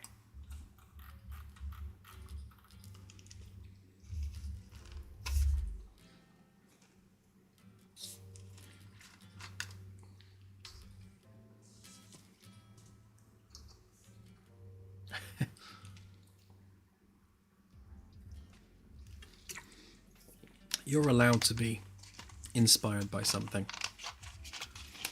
We're not copying the Westfield Mall design like verbatim, but the only thing about it we're copying really is the little light displays along the top of the sink. That's just so cool and so futuristic looking. Like, we're not copying anything else with their design, just the lights or the icons. Speaking of which, here's one I prepared earlier. So I was just making some graphics. So what we'll do is we'll have like a little hand with a little symbol, or maybe we'll just go with the symbol itself and just not have the hand. But we'll have these as lights, like in the various sections, and have them shining through. So we've got one for soap bubbles. Obviously one for water, one for air, and yeah, so we could just have literally just the symbol, but it's kind of nice to have the hand there as well. But we'll see how much space we've got. It might be that we don't actually have a lot of room for those, so we might just go with just these.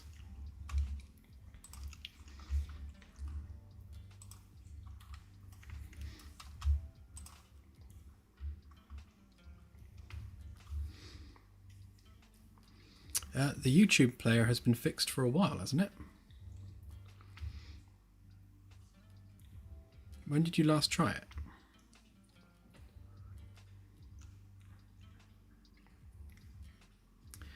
Yes, the sinks will have water. So obviously we're not going to simulate the flow of water leaving the sink, but it will just spray water. What we will do though is with sinks and the toilets is we'll have the physical pipework there in the same way that we do with the electrical cables and the plumbing for the reactor. But it's going to be a simple check, like, is there an end-to-end water supply? If that pipe is broken anywhere between the water plant and the sink, then the sink won't work. Same with the toilet. If the toilet water in or toilet water out, if either of those don't have continuity all the way down from source to destination, then that will be classed as not working, and therefore the NPC will refuse to use it. So there will be failure states for the plumbing, but we won't be modelling the fluid flow to those things. It's just going to be a case of, is there continuity, yes or no? Basically, it's as simple as that. And obviously, if the A deck bathroom wasn't working, so if all 4 of these toilets broke on A deck, then the NPCs would then have to go down to B deck to use those toilets, which of course is extending the time they're taking to go to the bathroom, which has a knock-on effect of operations on the ship.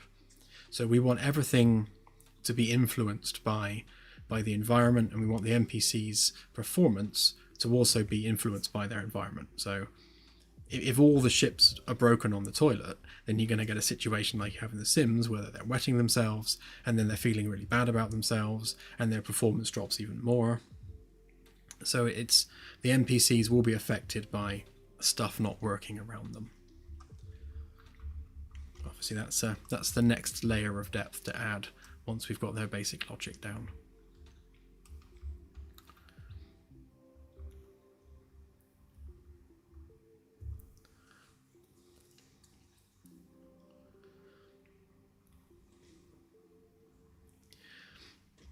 It's funny because Claire asked me earlier, she said, well, surely surely toilets don't break on starships. And it reminded me of that US aircraft carrier that was late to turning up to Iran because none of the toilets were working. They had to go and get them all fixed. So like you've got this multi-billion-dollar aircraft carrier full of multi-billion-dollar planes and ordnance, and none of it can be used because the toilets don't work. Kind of funny, really.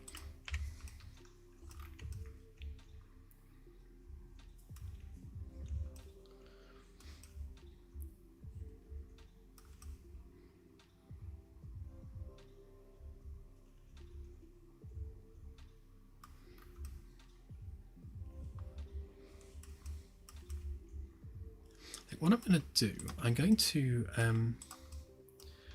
mock this up into a model, and then we'll actually export it and look at it in Unreal, so that we can get a feel for the actual space.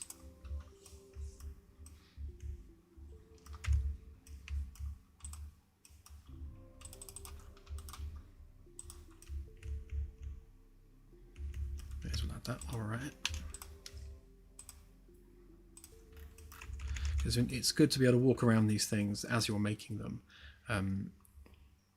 because otherwise it's not always obvious that you're nailing that human scale.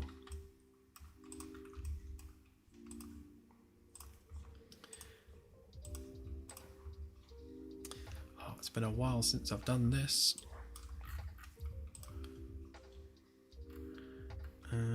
So we don't want to do it as a DAE file, we want to do it as an FBX. So beginner class, test, and we'll call it a deck bathroom test. Hopefully it's remembered the settings here, so I don't have to kind of work out scaling and which way is up.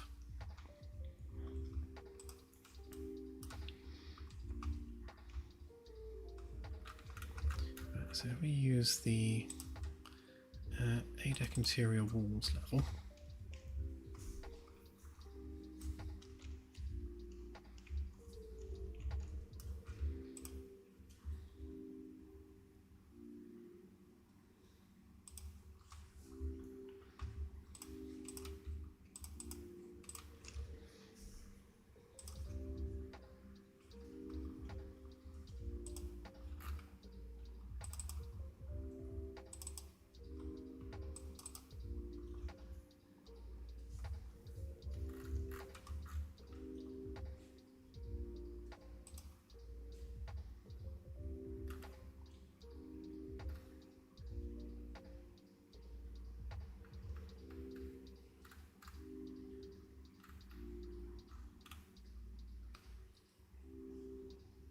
why can't I see FBX? I'm sure it's there somewhere.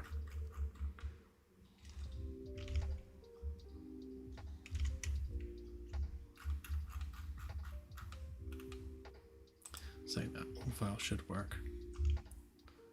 Oh, put it in a folder. Why would it put it in a folder? Oh, because it exported it with textures, which we didn't want it to do. And why is it 265 meg? Hang on a minute. That doesn't sound right.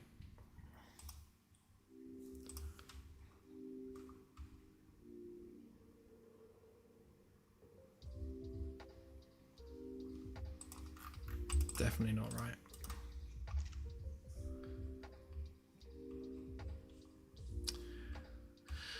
File, export, 3D model.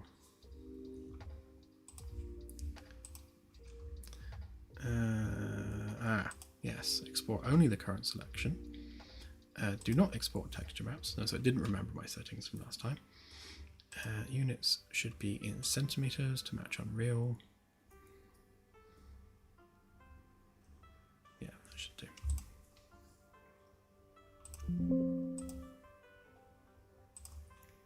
Let's try that again. That's better. 3 meg. Much more like it.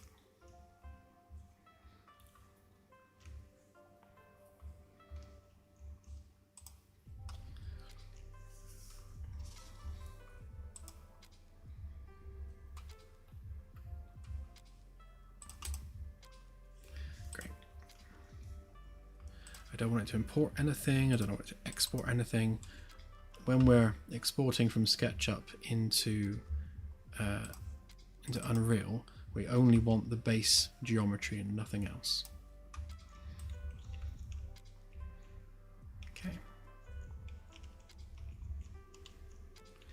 And we want to make sure we have a two-sided version of this, so that, because obviously we're just doing single planes. Right, let's just pop this in place a bit so we can see what we're doing.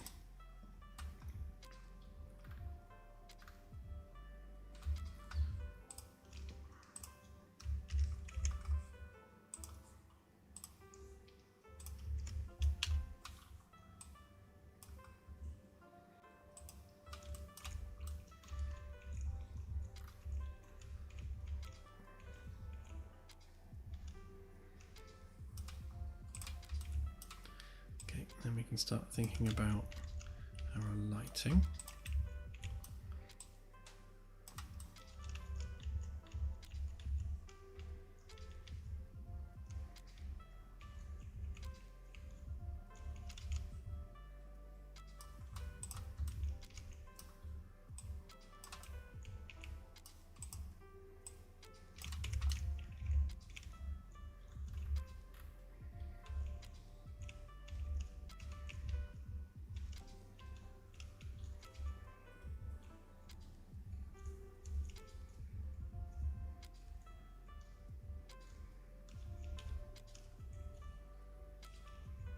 Seems like a very narrow toilet.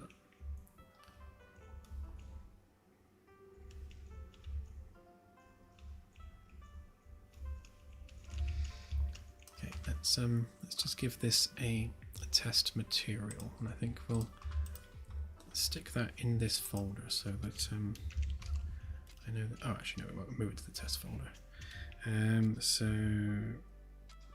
Test material. Right, two-sided.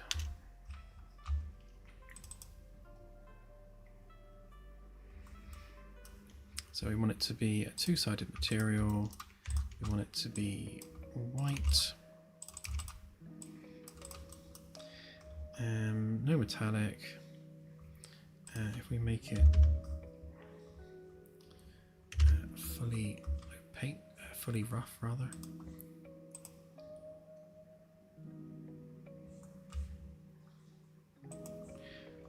And we can call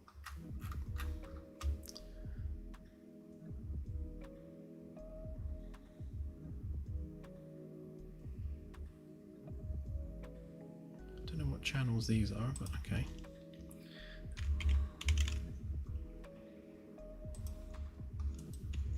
Oh, that would be the toilet, of course.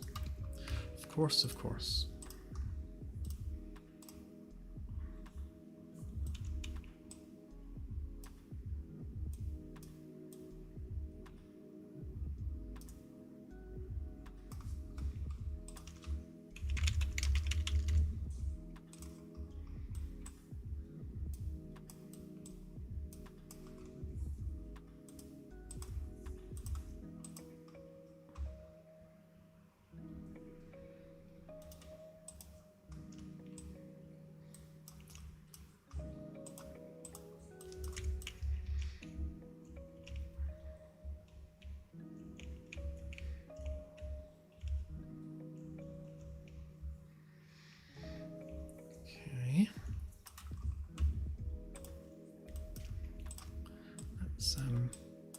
Let's give that a bit of reflectivity.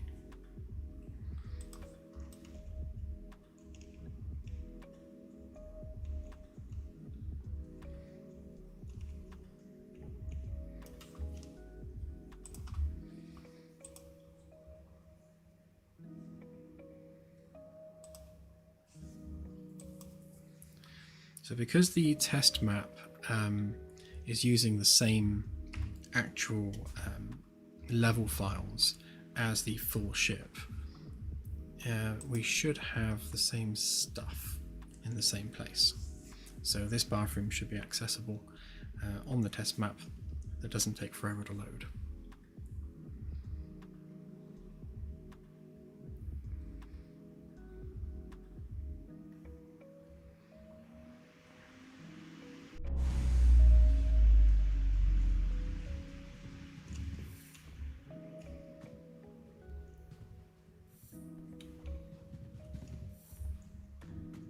Oh yeah, I forgot I filled this with test hardware.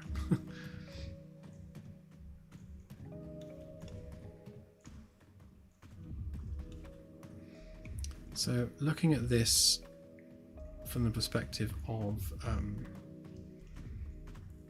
like the character's camera, I think that is a bit too low down. I mean, from a human perspective, obviously, you know, bending over, that's probably about right, human scale. But obviously, camera scale for the character mesh might be a bit low down.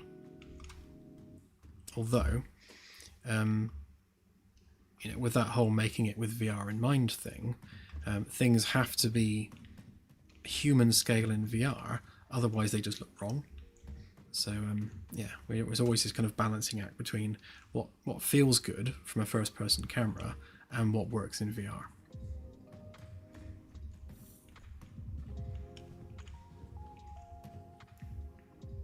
So I think that needs to definitely stick out more. I think we'll leave it the height it's at. We'll just make sure that the lights are obvious on there. Yeah, and I think size-wise in the stall, I think there's definitely more than enough room for the door to close, and I think the doors are reasonably sized, again on a, you know, human scale, kind of about right.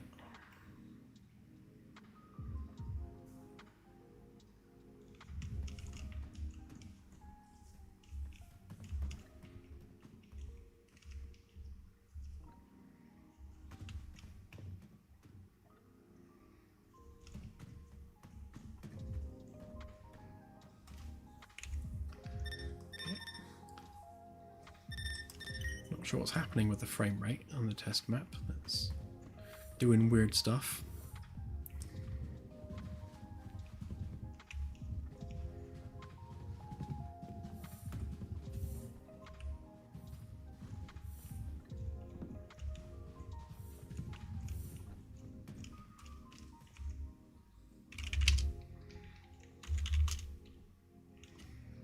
Something on the CPU thread that's not happy.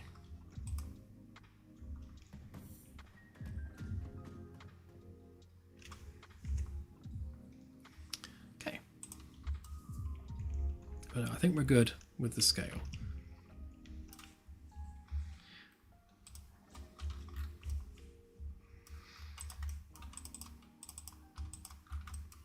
Okay, so if we move all of that forward, maybe a further 10 centimeters or so, and then we can move that back the same amount.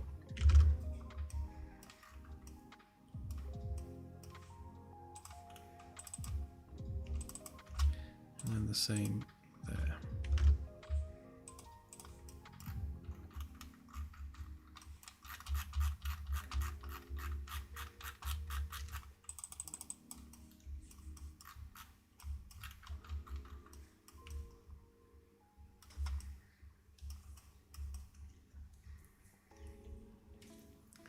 So I think what we'll do is, if we do the, I guess, the stalls first, because they're arguably going to be easier to model. And we'll do a similar thing with those where we'll have wooden trim just to keep it kind of high end. And we'll have the door go all the way to the floor. Let's we grip that up, make it its own object.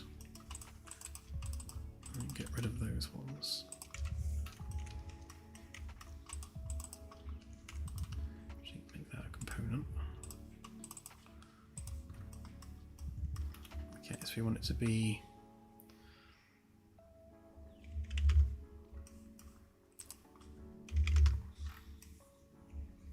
So that's 2 inches thick. Obviously it doesn't need to be hugely thick. But we can use that to add detail. Let's give it a little bit of a kick plate at the bottom. Let's go with 15 centimeters. In fact, let's have that go all the way around.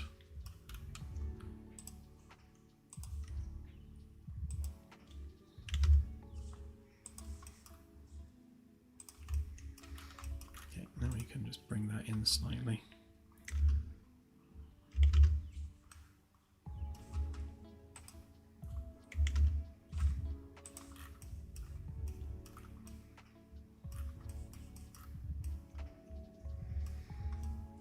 So something Claire was talking about, again, going with the whole in the future we shouldn't be touching anything kind of vibe, is that the doors themselves should be automated and not require you to touch them in any way. So kind of wave your hand over a sensor and the door just opens.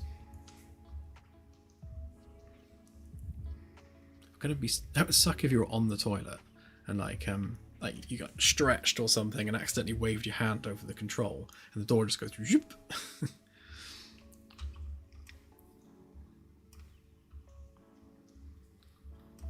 Maybe have it on the door. Yeah.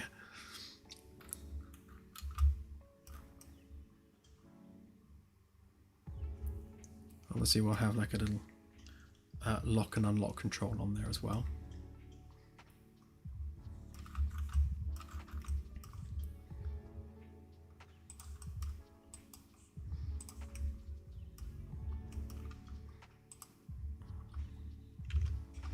Leave a 1 centimeter gap, top and bottom.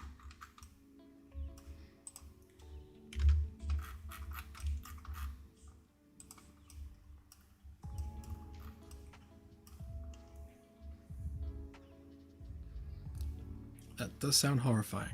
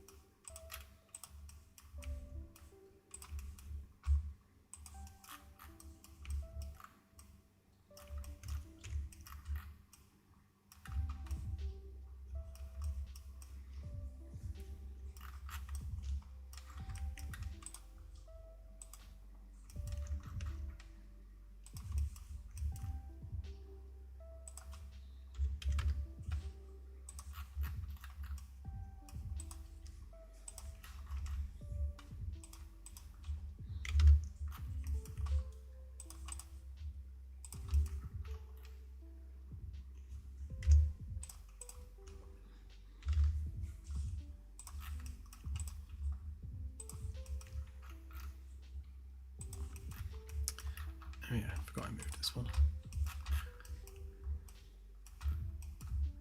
Let's just move that over. Make sure that lines up still.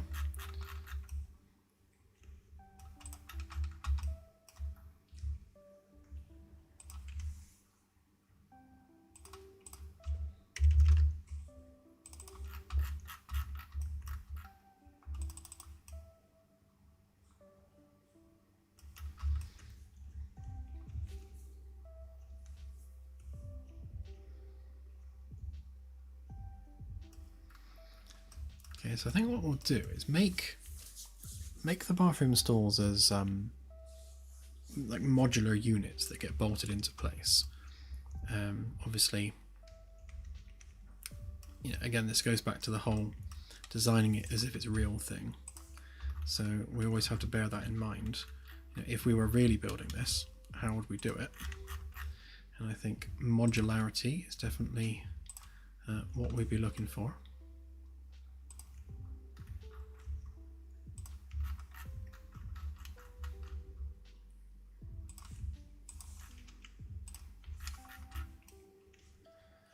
Yeah, so we'd have the framework like that. So we'd have like visible bolts on there, same visible bolts there and on there, and then yeah, probably another set here, unless we went with an angled section like this across there. Maybe we could always do that.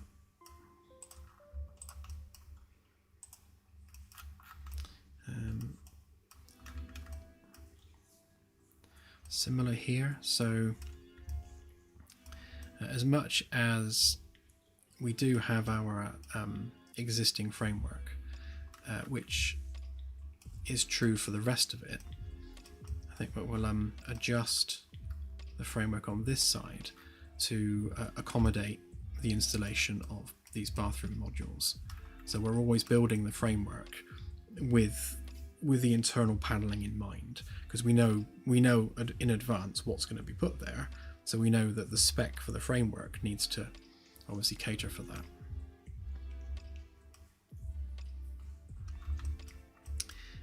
So it would mean we need, yeah, I guess that can just go there anyway, but at the same time we'd need to adjust the ceiling side of things.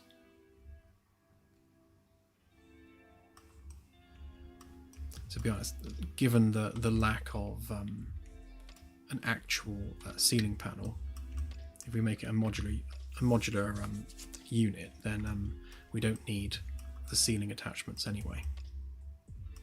So that can kind of take care of itself. So that,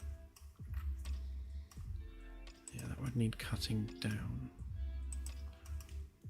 Are they components? They are. How often are they used? Just the bathroom? Yeah. So they're only used in the bathroom, which means we can happily edit them.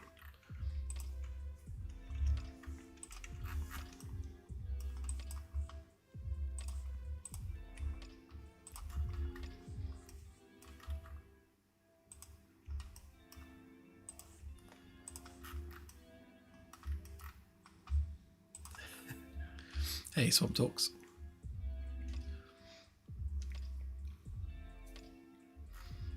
Yeah, mirrors can be true mirrors. You need to tick something in the project settings, and I can't remember where it is.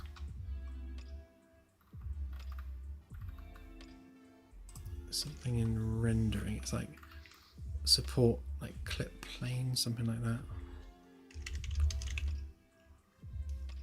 Yeah, this. So if we enable global clip plane for planar reflections, it does add a bit of overhead,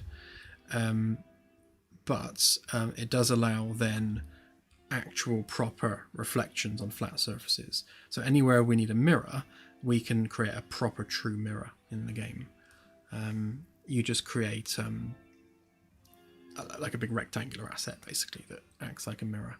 But it does increase the base cost. So I will profile with that on and off and see whether or not it makes a significant difference to the base cost of the game.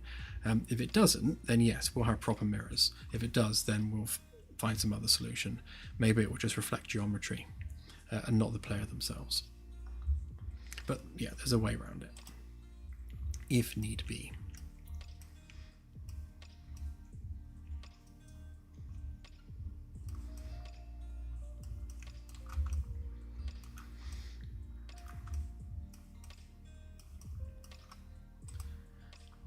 So given that we don't need that, we can in fact do that.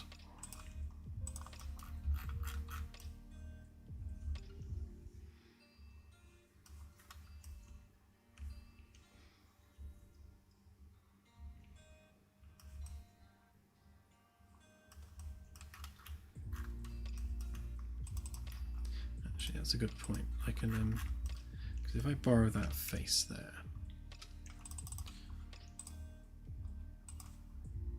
what I can do is I can use that to create the inner wall for that. Just carry that through to there.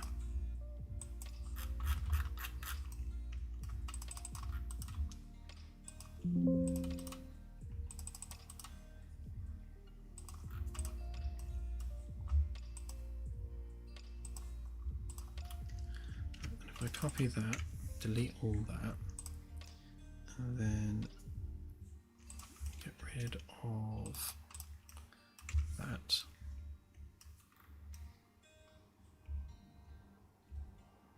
It's probably going to go all the way across, so just get rid of those in a minute. And then pop that in there.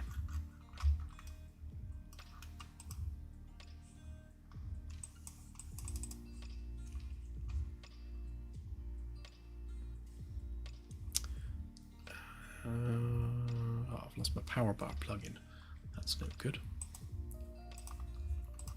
Do it like that instead.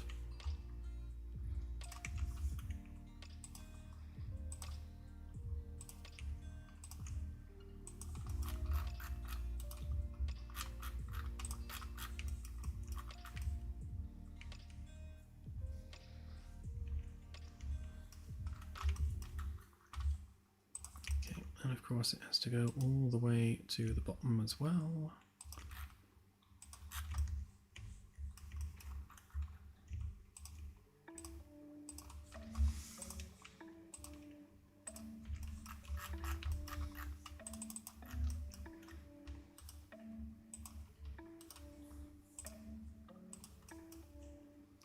Right, so if we component that up and pull that out, then we can start trimming off the stuff we don't need.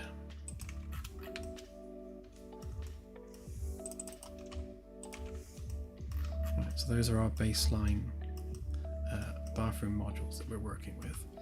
So that and that should be identical. So what we want to do really is grab a copy of that. Make that a component, and then delete that. Copy that across there twice. Right, now each one of these is independently buildable, and then this one can just be done in isolation.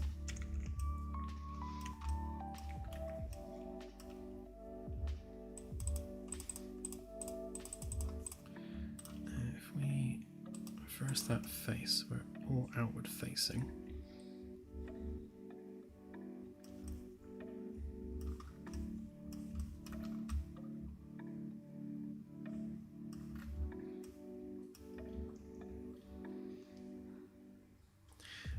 This is on the Magellan class, so so this would be the conference room where you start at the moment, and the bathroom is in the room immediately next to that. So the bridge is here. So you walk out the bridge and it's the first door on your left.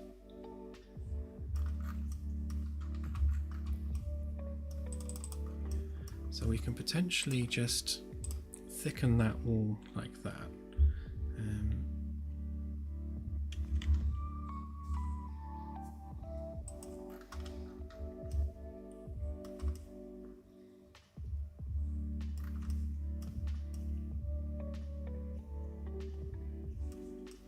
Obviously we want the inside of the cubicle to be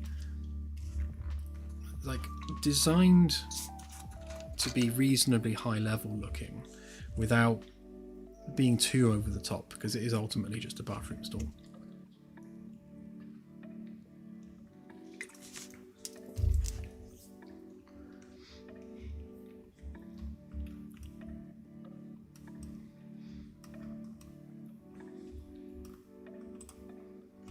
I'm tempted to go with a similar approach to how we do the rest of the walls.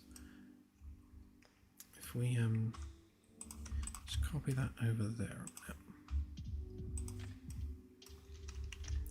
remove that from the group. It's the same difference if we do a 1 centimeter gap.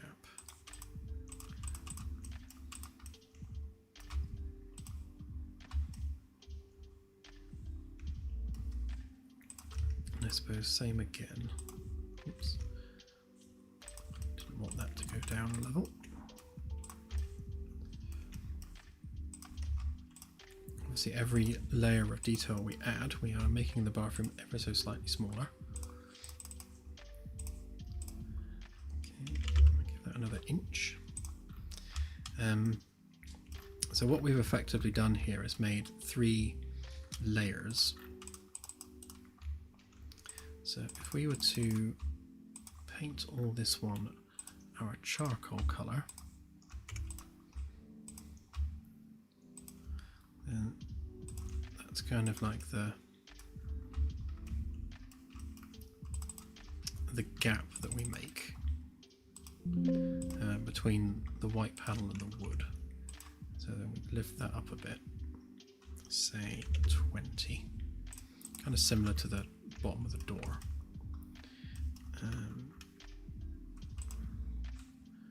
Maybe actually one more.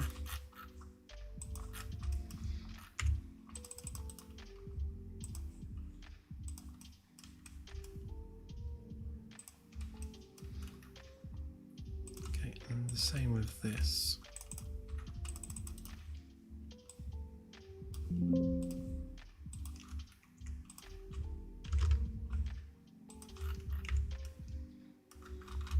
Okay, so we've got our little cavity behind there, and then the inner wall would be the wood.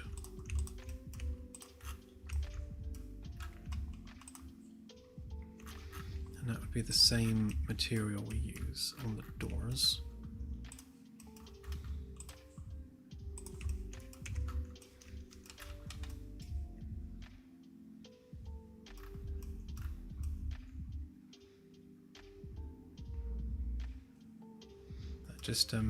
Just carries that design language through from the rest of the ship. Obviously, if we pop that back on there, that'll mirror to all of them. And I think we need, I think rounding off those corners, I think would be nice. And on here as well, so we'll round off that corner and that corner, so it's a bit more less harsh edges. Obviously we need to build a door frame that has the hinges and stuff on it. Just thinking about the way these open. Obviously right now they're mushing through the geometry, which we don't want. So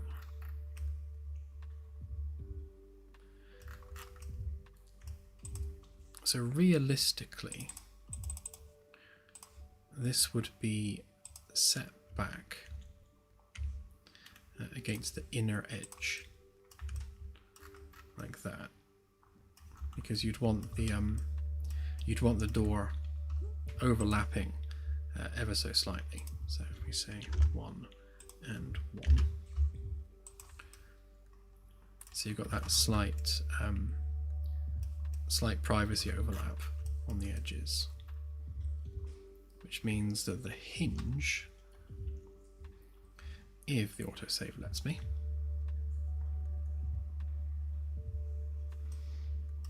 So the hinge would have to be here. So the pivot point is kind of here somewhere. So it swings inward from about like there.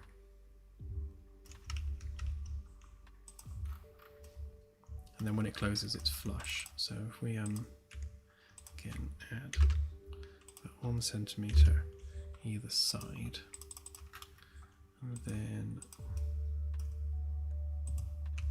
put that up against that panel. So when it closes, it's completely flush against that panel there.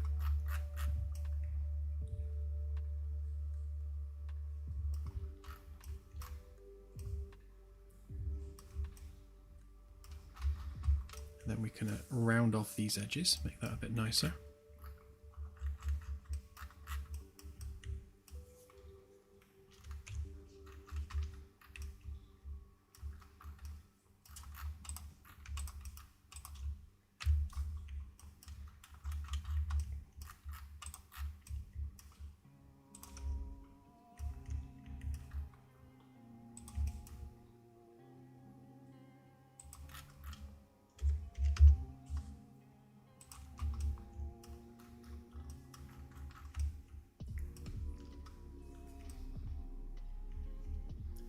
So we'll just have to work out where our pivot point is, and then we'll build the hinge on the inside of the door frame, so that will obviously be visible when you're inside and the door's closed. I think we can live with a small gap there.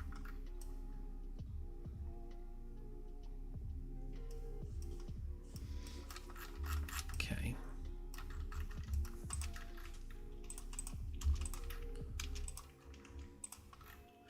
So let's round off some of these corners.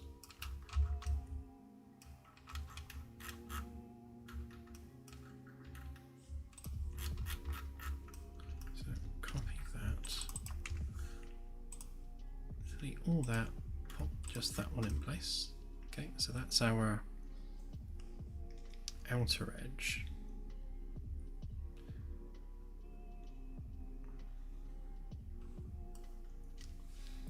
So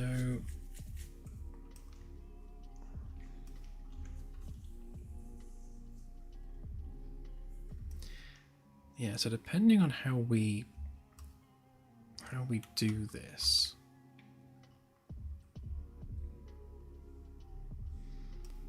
obviously each one needs to be modular, but we need to have that curve on the inside. But if we also curve the outside, then you're adding curves between the modules, which means you're moving where the attachment points would be, which is not the end of the world, because we can just add the brackets as we need. I suppose actually if they're curved on the inside, I suppose that you'd be doing that anyway.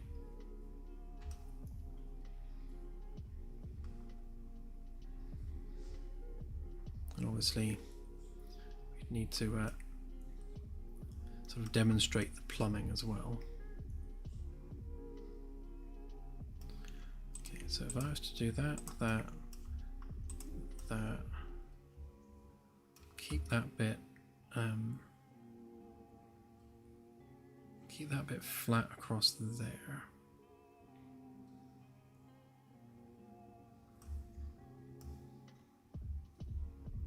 I'm just thinking of how we're attaching that to the actual ceiling piece. Ideally, we want like a curved bit all the way around. But if we're curving it this way, then we can't have a curve that way, unless we just have that kind of just sitting in front of it as a front piece.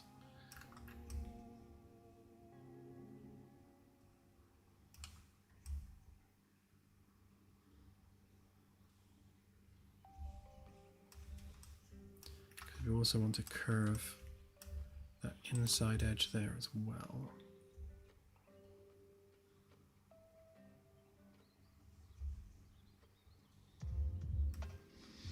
Yeah, I think what we might have to do is maybe take the outer frame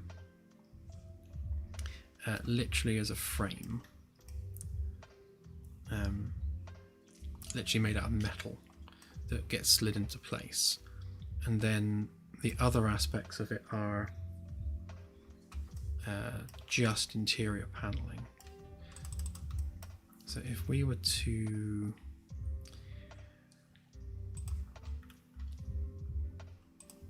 so we don't want to make it too obvious, because anything we do with this is going to be visible in the door frame. So we just go with a 1 centimeter thick metal framework to go around the module.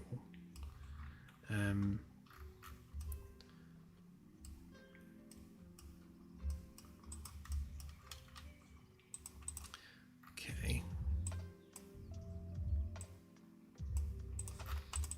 Let's just see how this end one attaches a minute.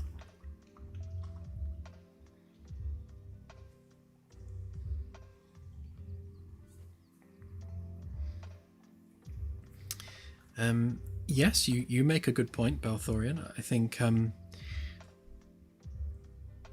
the reason that we even started this project to begin with is because it was a thought experiment on, if we were building a starship for real, how would we engineer and build that starship?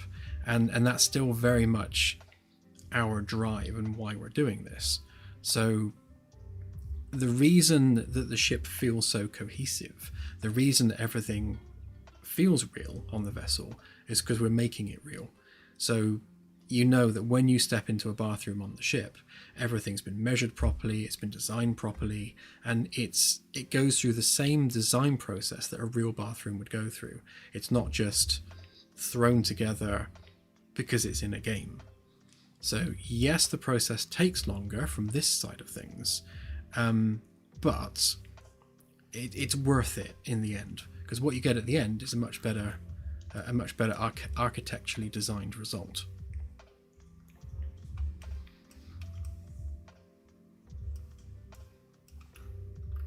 I guess that's just it, attention to detail does take time.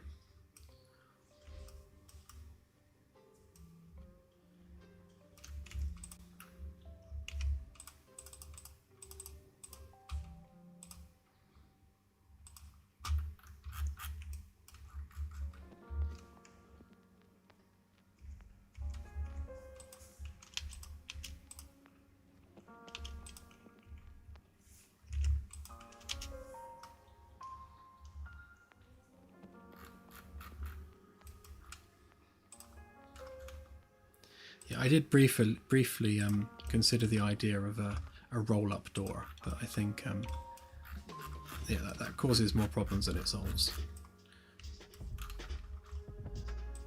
Ultimately, a door is a door. It's it serves a purpose, doesn't it?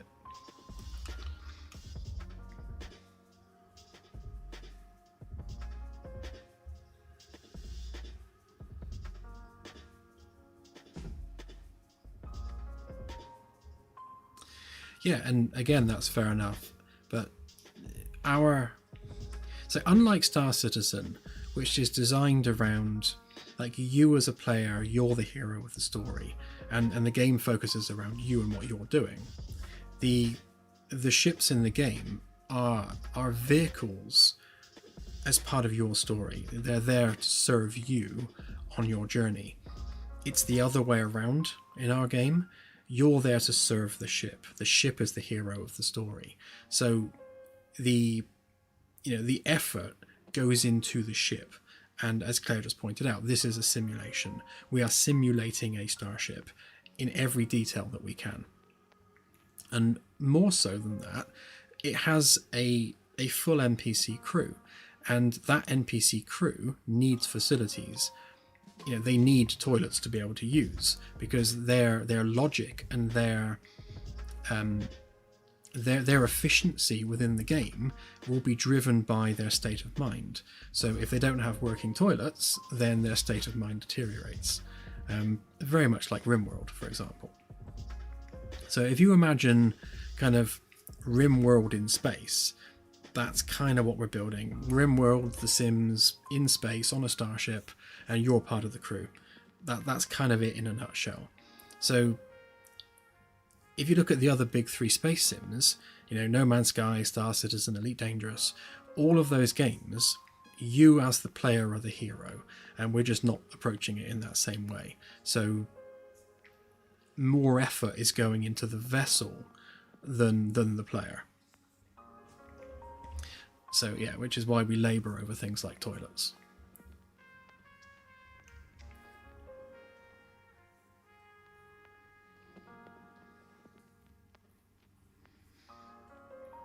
Yeah, there's of course many aspects of RimWorld that we won't be simulating, like making babies, but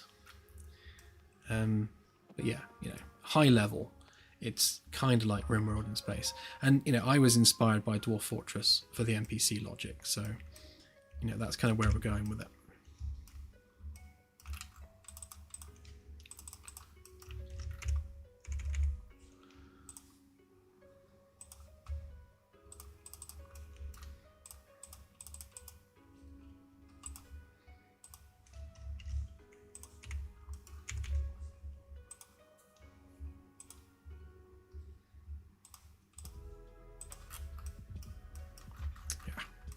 Worried that would happen.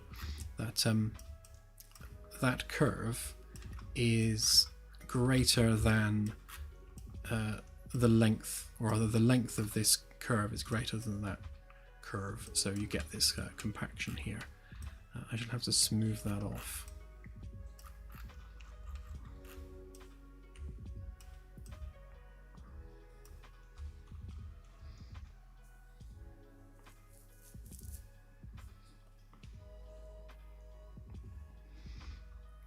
Oh, I don't know. I'd never say never.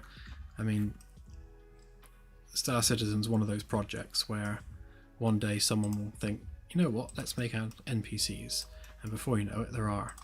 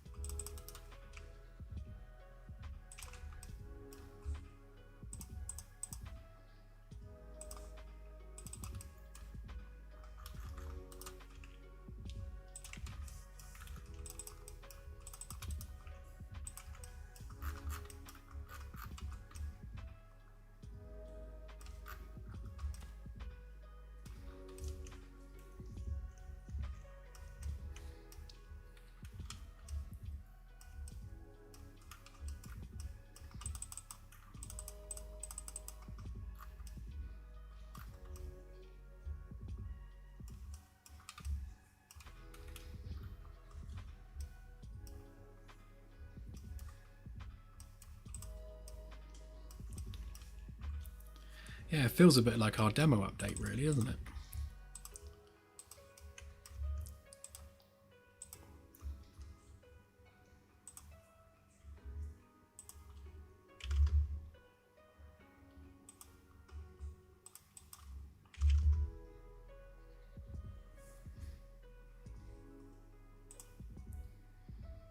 Right, let's try going with an interior curve of 20. Because every layer that we add on top of this is obviously going to reduce this curve further and further. So we need to make sure that we have room enough to fit it all in. So that makes the inside all nice and smooth and curvy, and then the outside can just stay as a module that gets prefabricated and bolted into place. So if we were to separate this into panels, then I guess we'd separate the corners out, and then yeah, do some lines up there maybe. But that would be the background that we work from. Okay, so the next bit, we grab that out the group.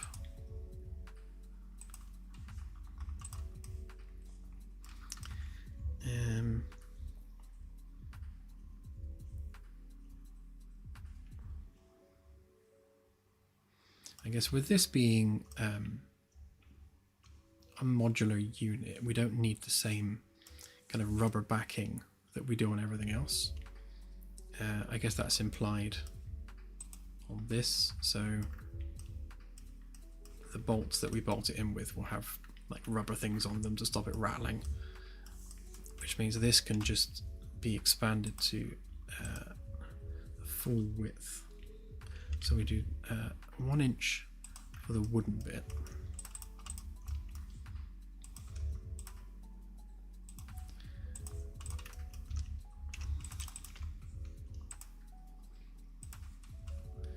And then we do 1 centimeter for the cavity. Let's just make sure that we're not creating duff geometry. Yeah, there's some issues with that. Hang on, let's make sure this one's all right. Yeah. Don't want to be copying across any bad geo, because then it just gets worse and worse the more you go.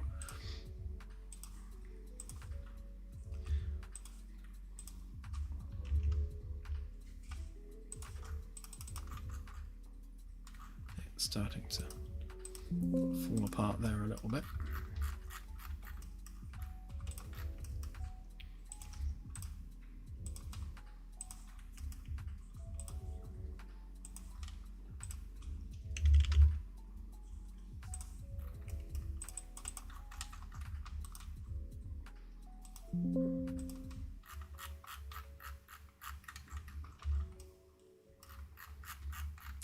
Could be worse. Okay, so this would be our background wood layer. So if we group that up,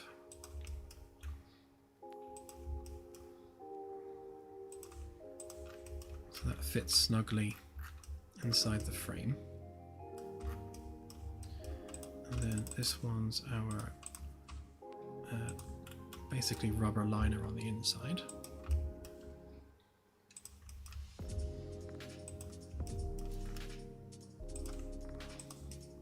Again, that just fits in there nice and snug.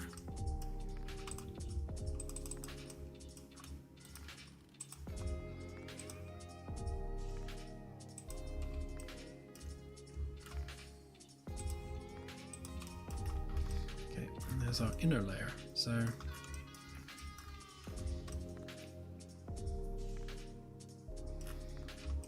I guess on top of this, we would put face panels on these. So I guess we'll have like a seal or something going around there. We'll put, bearing in mind that the outer layer,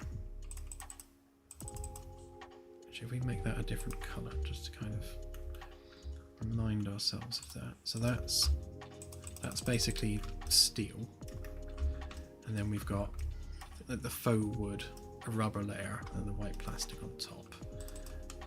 So go to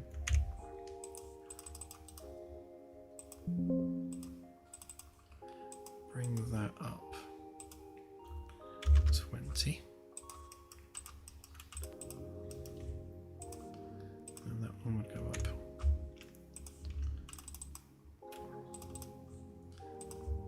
21.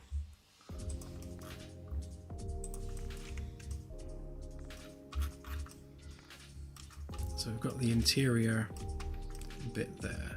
So we can chop this up a little bit to make it into individual panels, just to add a bit of visual detail on the inside.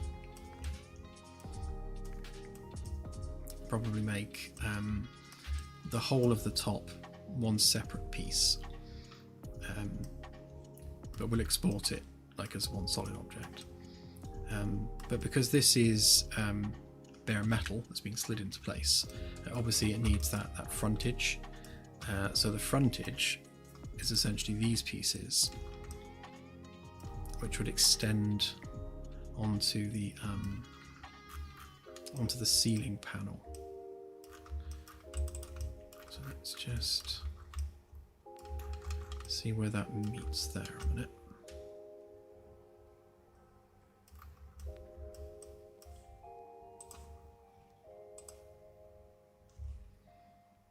Yeah, so that's 30. So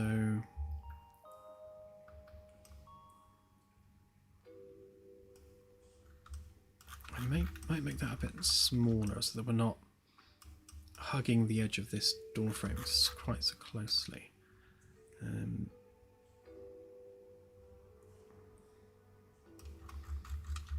also, because we're going to have to bring this face in a couple of inches, it's going to make this curve worse. So really we want to make it maybe 20.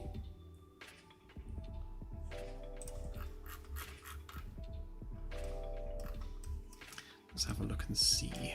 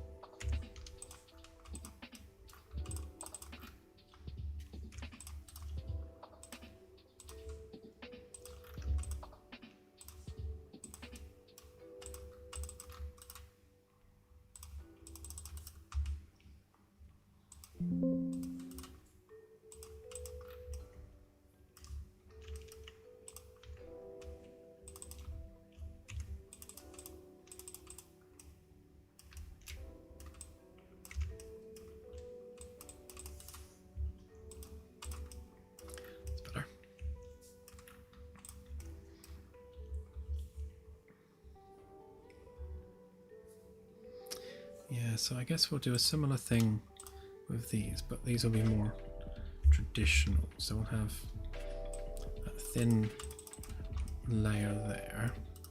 So that's our rubber backing. Again, that's to stop it from rattling when the ship's doing stuff. And then we'll have our 1-inch wooden layer. Actually, before we do that, let's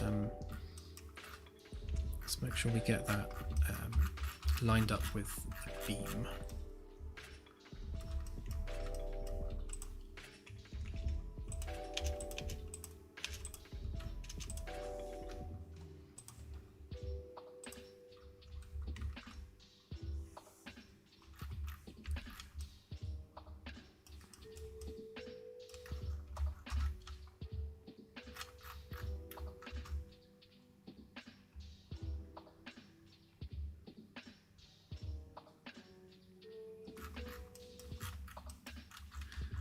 Come on, give me a middle. There we go.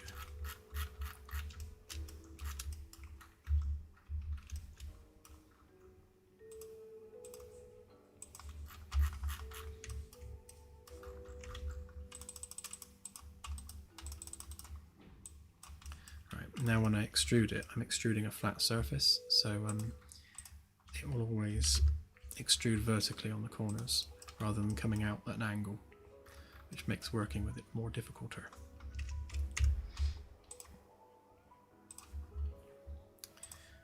so that one is 2.5. Oops.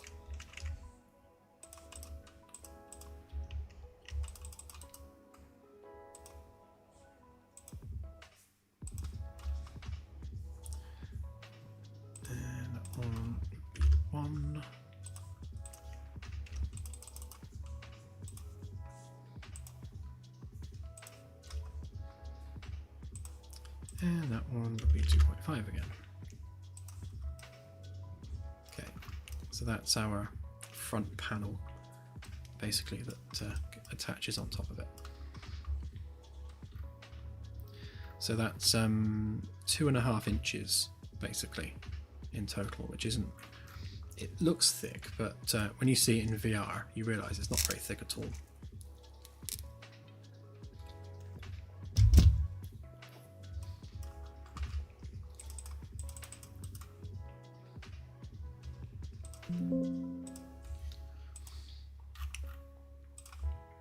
So that one's that colour.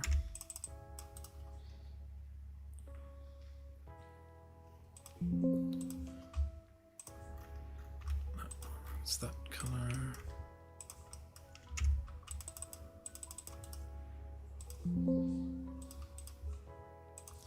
That one is also that colour. And that one can stay white.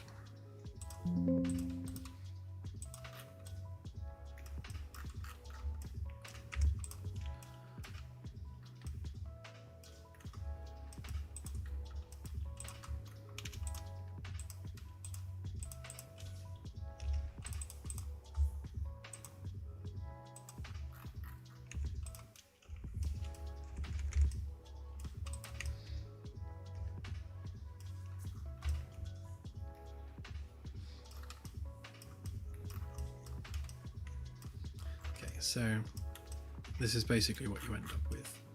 You've got the outer panel for the bathroom interior side.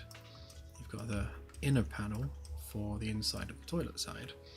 And then you have this quite chunky entrance actually, which is about 10 centimeters. So it's about that.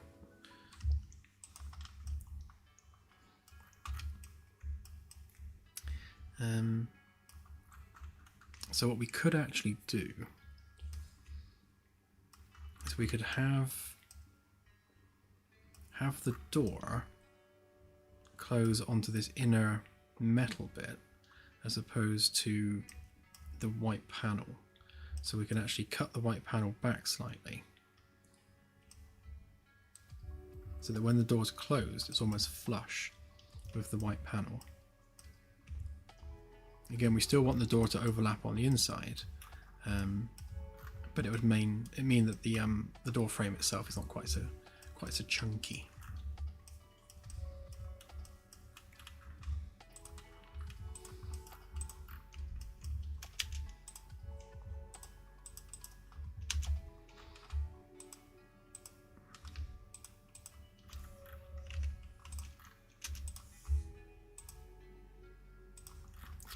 There so that they've all got a copy of it.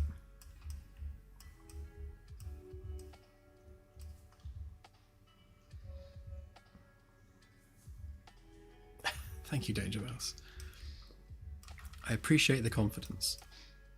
We'll see whether or not I can live up to that.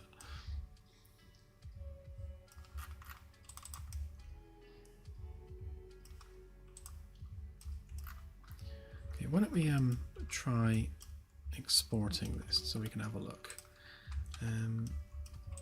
Let's remove the doors for a minute. And also let's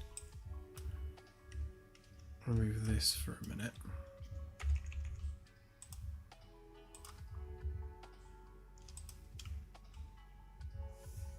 Just so we're exporting just the geometry.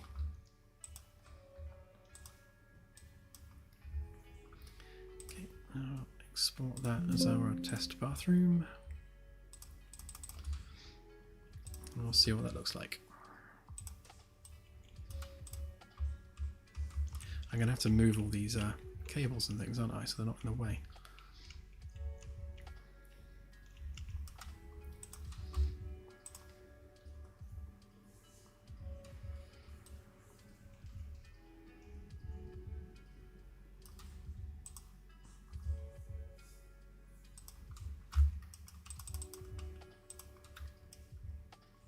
Oh, I exported the wrong one.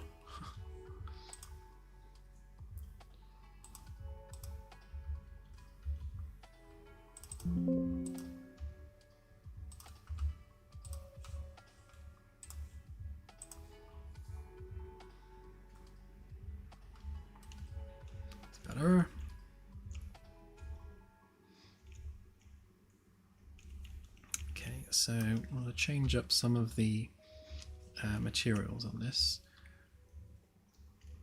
So I guess with our front car, we'll do corridor wall paint. Just gives it that kind of texture that we use for the corridor panels, both inside and out. That should have updated on there now.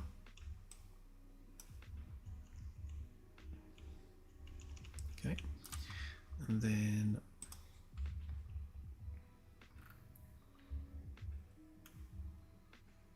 I think that might have been the rubber one.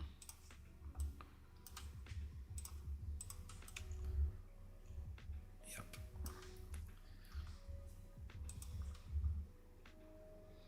I'm guessing that one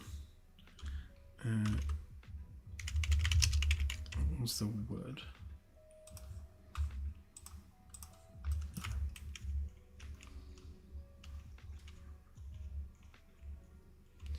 Right, so let's grab all of these test thingers.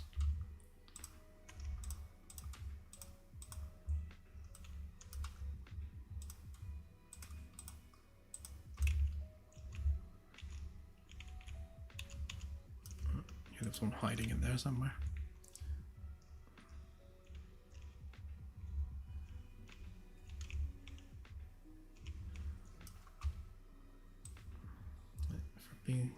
With this being a test map, they can all hide down here.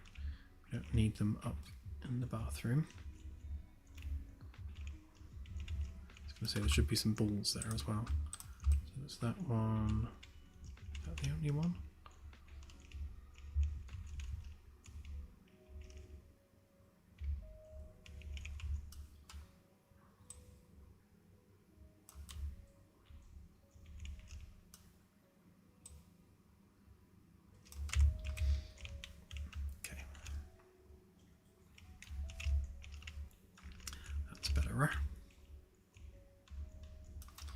Okay, and then the last thing, obviously, is the like the metalwork side of it. And that would be our steel.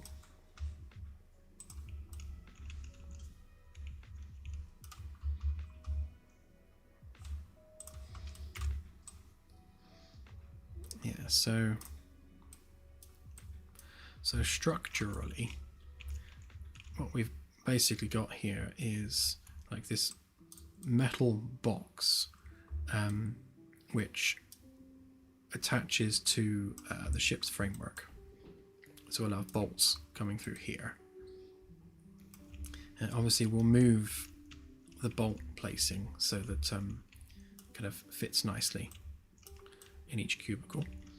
So we've got 3 identical cubicles, and we'll do some grooves in this just to kind of sell the fact that they're 3 separate modules. And then this 4th one is obviously a different design, and that bolts in separately. And then each one of those has got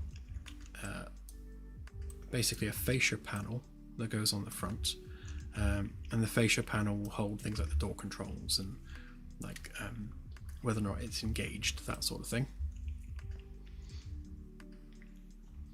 And obviously sort out whatever flooring we're going to put in here. And then on the inside, I think if we take that up and over there, just to give that our usual kind of angular design, and then we can also do the same here, kind of just flick those edges round there, round off those edges there. Should make it look nice. And then obviously each one will require its own light, so we may as well come and do that while we're here. So we want a deck interior ceilings, and then we'll copy one of these into each one.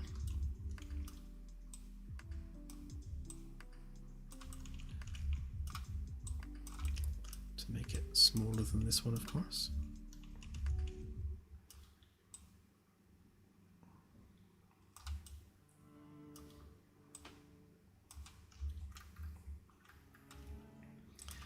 So if we go 50 by 50, I don't think that attenuation needs to be anywhere near that much.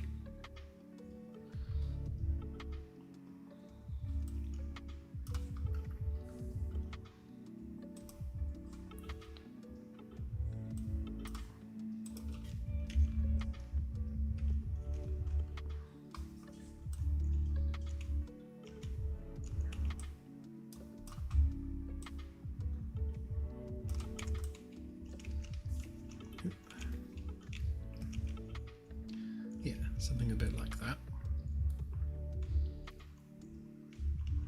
Go for a slightly lighter wood actually, it's kind of getting a bit lost there, but once we put the flooring in, that might brighten that up slightly. Obviously that light is too bright, so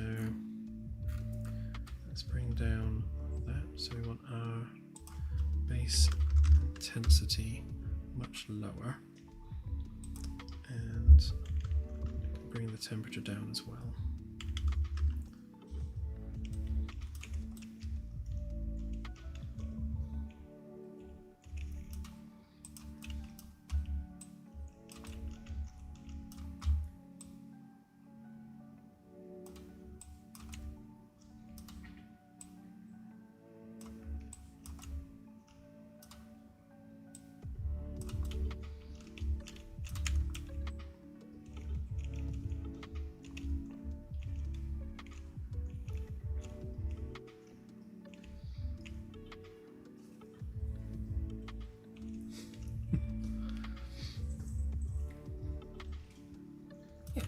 I reckon. Obviously we'll style the ceiling panel. We'll find some nice design we can put on there. Again, these are the A-deck bathrooms next to the bridge, so you know when you exit the bridge and go into the bathroom, and we'll make that a much nicer door. It needs to feel high-end. It needs to feel as high-end as the rest of the ship does on A deck.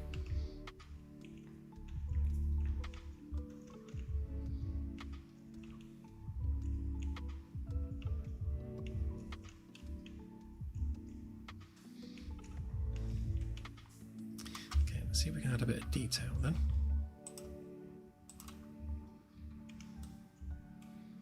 I mean, we've got some really bright lights in here, and I'm wondering whether or not we're maybe going with a overkill slightly.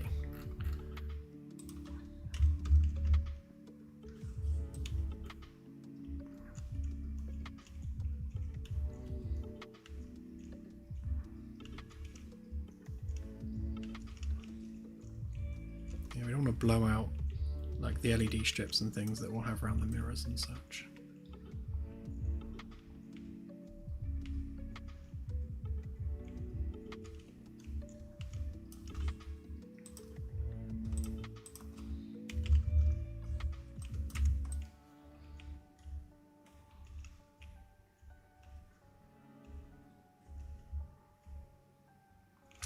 Oh, actually, saying that, I do believe we've got our ambient light on. That's not going to help us at all.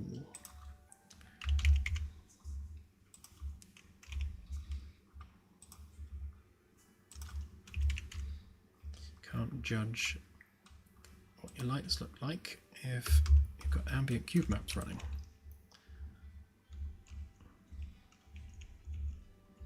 Okay. It's more like it. Yeah, so we don't want them to feel dingy. It needs to be nice and bright and airy. So yeah, so I think take that back up to 6,000 maybe.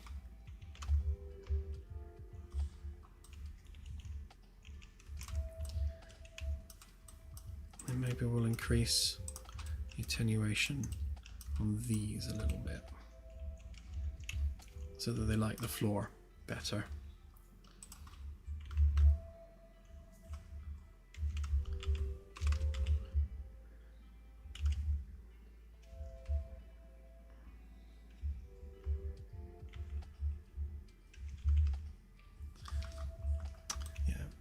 thing with the attenuations. The smaller we can keep them, the better for performance, because lots of overlapping lights is bad. Whilst balancing out the need for lighting the floors and such. But I think that's not too bad. Guess these don't want to live in the toilet cubicle anymore, so let's move them somewhere. Instinct makes me want to put them on the shelf.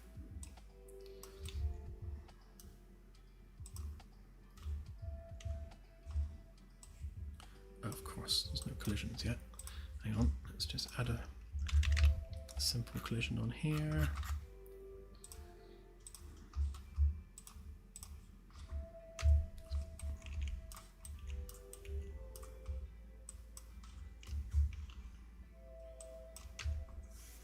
As low as it wants to get. Okay, force it.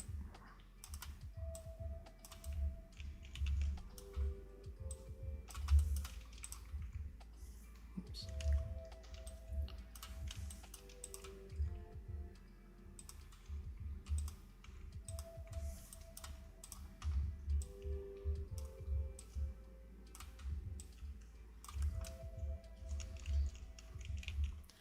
They can just set up there like mysterious bathroom items.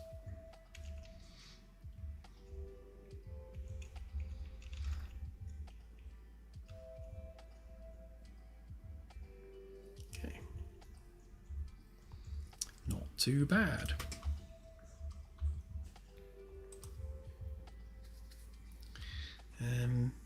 I suppose another nice thing would be to poke that window through, just so we can see what that feels like. And we'll do that on this. So we grab our template.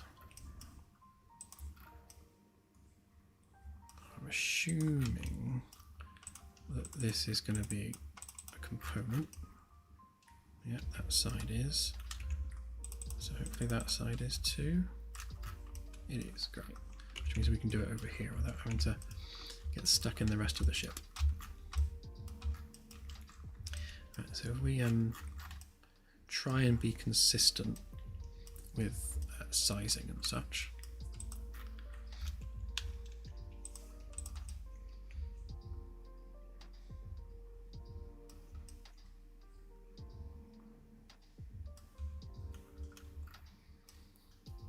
So with an angular cut, the way we're going to do it, you can resize it left and right without any issues. But if we want to make it taller at all, then that gets awkward because you can't stretch it up and down. So we'd have to remake the whole thing. So we kind of need to make sure we get this right first time.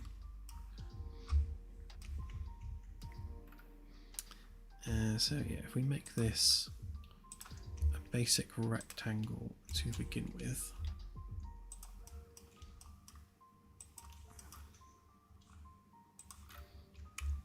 that's basically our cutting volume that we'll be using. I guess in some ways it would be nice if we could line the mirrors up with the window and have the curve of the edge of the window be mirrored on the mirror, so that we're keeping this design and that design completely in keeping with one another. So let's just measure out the mirror.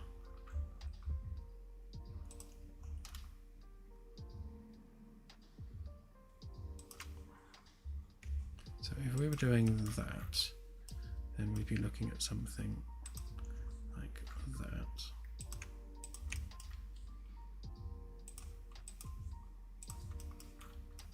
So we got 0.5, 2.5, 1.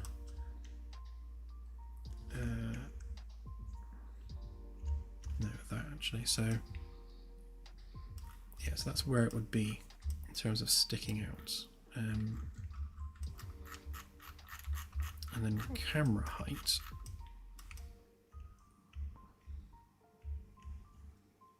Yeah, I guess that's actually not too bad.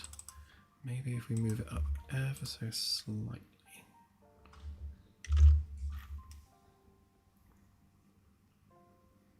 Feels a bit better.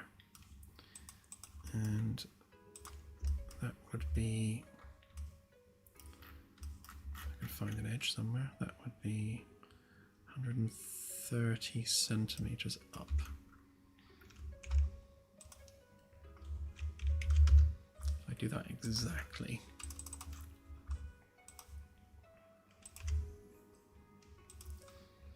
Okay, so that should be exactly 130 off of the framework floor. And then that is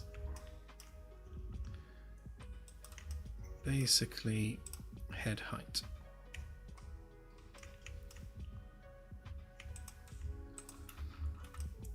Okay, so if we delete everything in there, pop that back in, then we want to make sure that that is lined up with that. So our window would pop through there like that.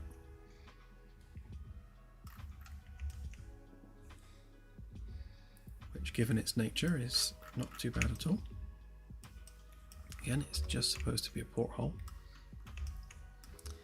And then in terms of distance from each wall, again, left and right we can tweak afterwards without any issues, but we'll try and set them anyway.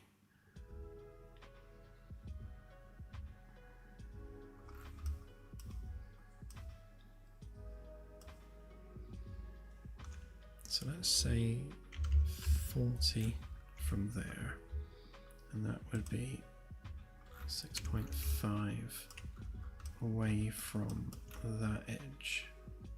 So 6.5 and then the 40, and that would mean that that would be equidistant from the wall panel on both sides.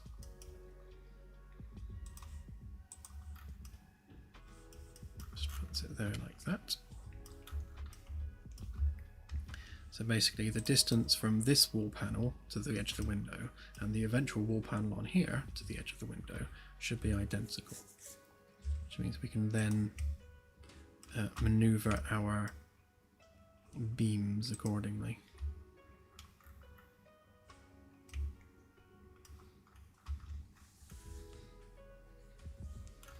Yeah, so that would mean that the distance to the middle of this should be 50 centimeters from that bit of metal there.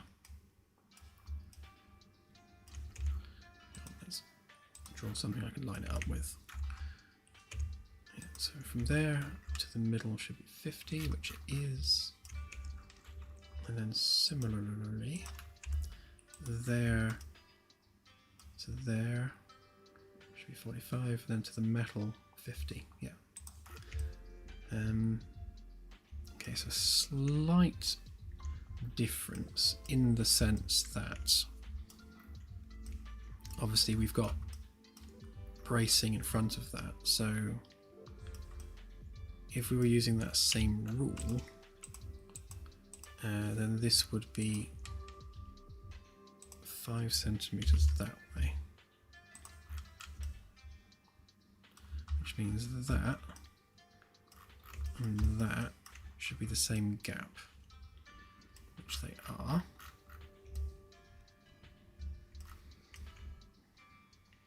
That's actually useful because it means that the window fits exactly in that blank bit of framework inside of the wall cavities. But I'm thinking to give ourselves a bit of breathing room just in case, if we line that up to there, and the same on this side, line that up to there, and then give ourselves So 5 centimeters worth of space each side. Just means that when we're putting panels and things around it, it's actually no. On that note, with the panel, we are going to have to think about that. So the edge of the panel will be equal to the middle of this support beam, and if we're going to do this around it, so we've got that wooden rim around there, we're going to need at least enough space to be able to do that. So that means we need to give ourselves a bit more room on this side.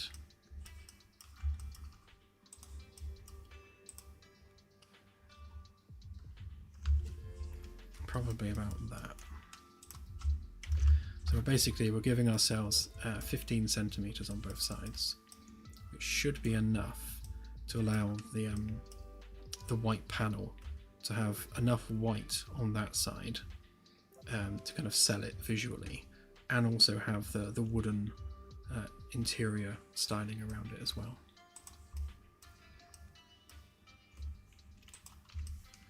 Okay, and then the rounding at the edges, I guess we want that to not be too harsh on this one. I guess 15 feels about right. Something kind of like that. And then we can use the same exact rounding for the mirror. Although I think I will go with more polygons than that because it was looking a bit jaggedy. So let's take that up to 8. A bit smoother. Technically it could be anything we want because we've got nanite, but we'll keep it sensible.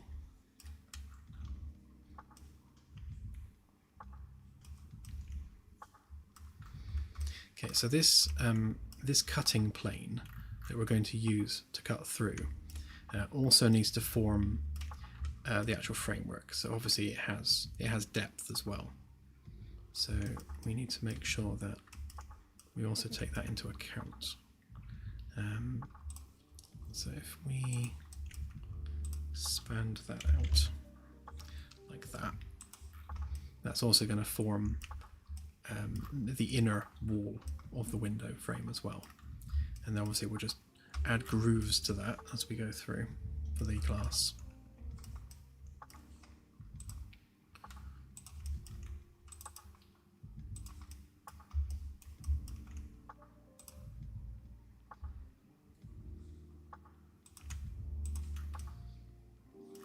Okay.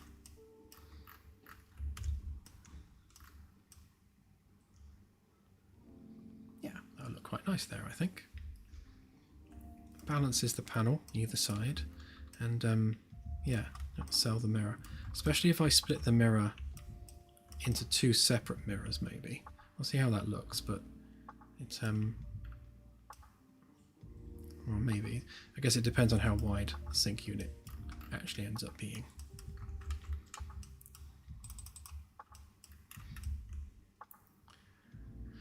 Okay, what I'll do, I'm going to make a copy of that.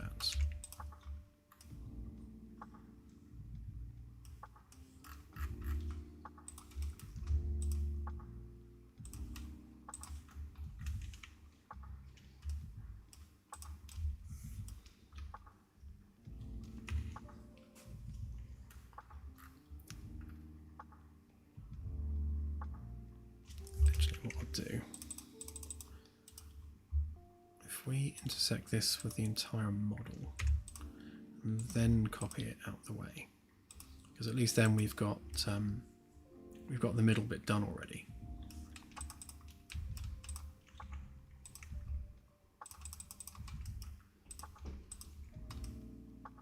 Leave that for now in case we need it.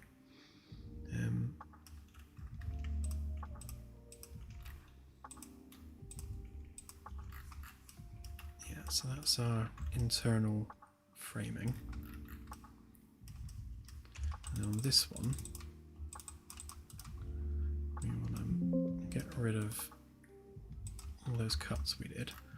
And now we can use this on each layer.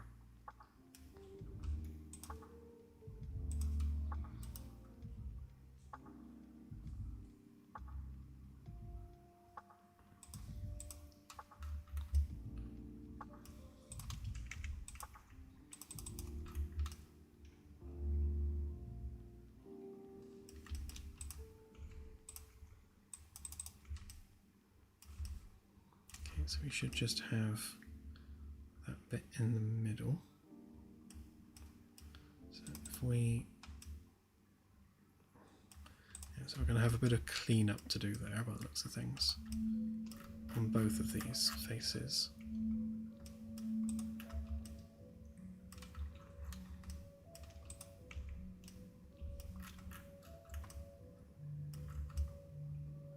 Yeah, we'll have to reconstruct those faces on there, but that's fine. Okay, and then we do the same with this one. Pop that there. Do the intersect. Yeah, same problem with this one. It's it hasn't separated these two faces, so we'll have to reconstruct that. It's got rid of all of it altogether. And the same there.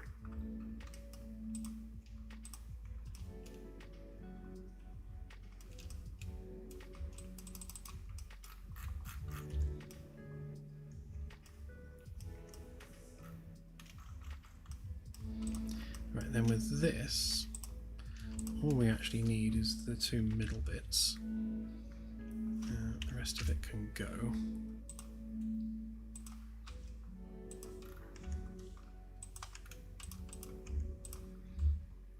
And we can just slide this into place.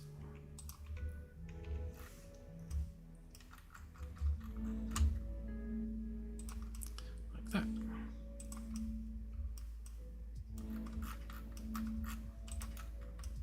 That creates the tunnel for the window.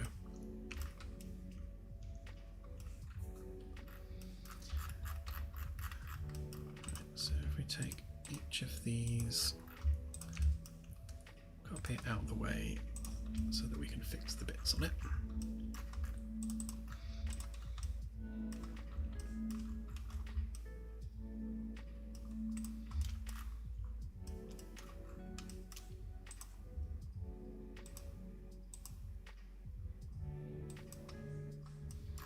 So it should be all coplanar with one another.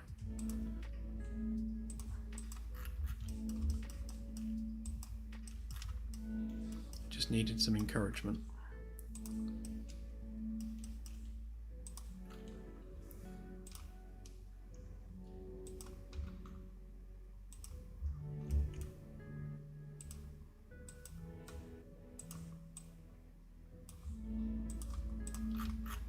Okay, that's looking good and looking good.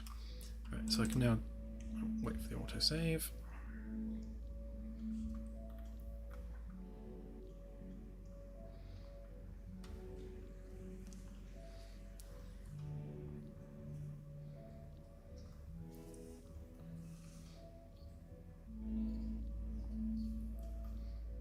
Sorry, I'm missing a bunch of chat.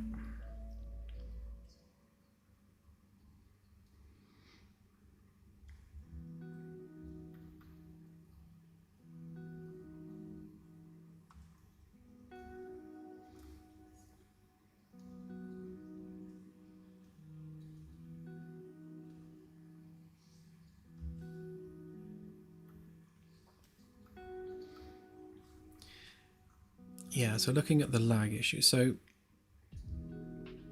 generally speaking, you shouldn't have any issue with a 3050 Ti. I mean, that's a reasonably capable card. I've got a 3060 in my laptop, and I can run the game at 50 frames a second. on reasonable settings. If you find that it's fine and then suddenly gets really bad, it could either be one, temperature throttling, which is what Claire's suffering from at the moment on hers. If the GPU gets too hot, it will temperature throttle and you will see bad frame rates.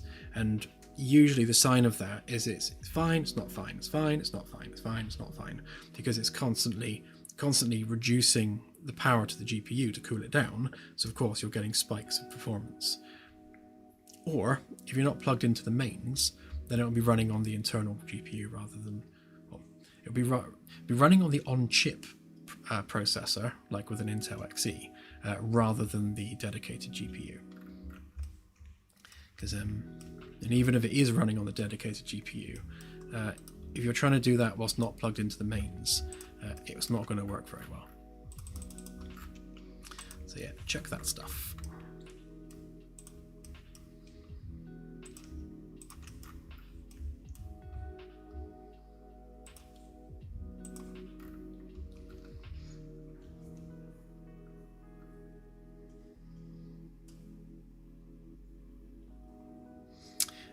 Delta, yes, the B-deck bathrooms will have exactly the same styling.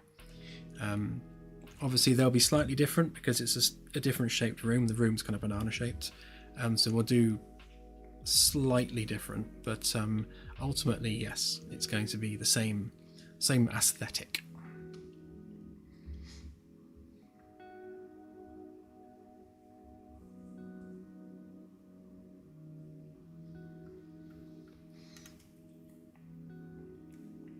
I'm pleased to hear that, Scorpion. Yeah, we put a lot of optimization on the graphics and the lighting and everything else. So, yeah, it's nice to hear that actually worked nicely.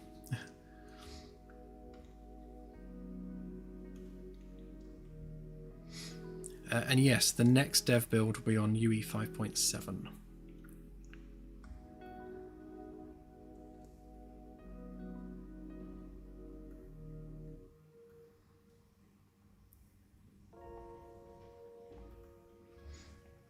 I think I'm caught up. So I do tend to ignore the chat when I'm in the zone. I just sit here waffling away to myself. I'll stand here as it is.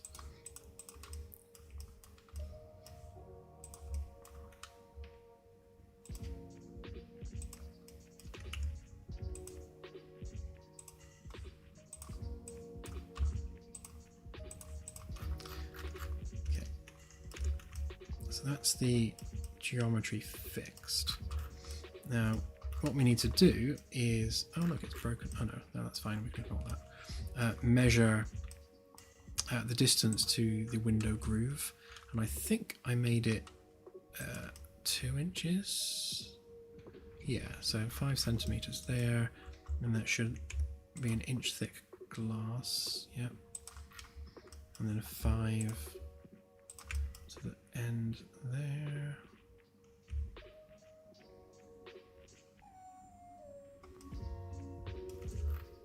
Oh, of course, yeah, it's got the other bit on the outside. Right, yes, so if we bring all that together, so we've got that there. Which needs to go through to that edge there.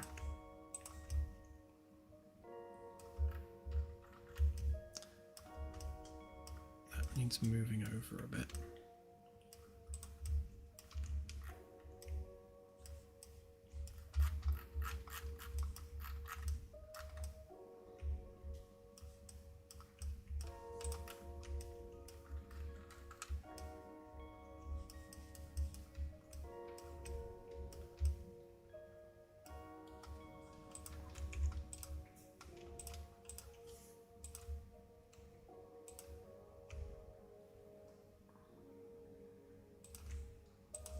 Sure I've even got the right bit.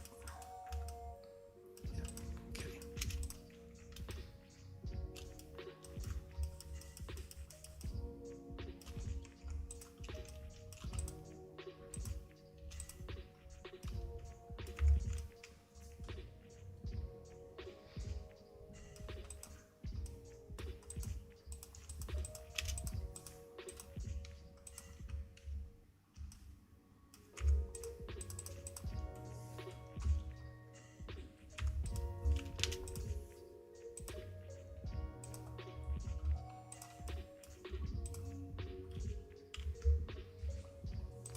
So the glass needs to go there on that side.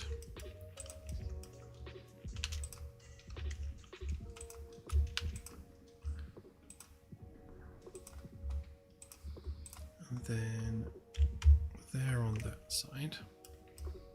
And of course we need cavity of 1 inch there.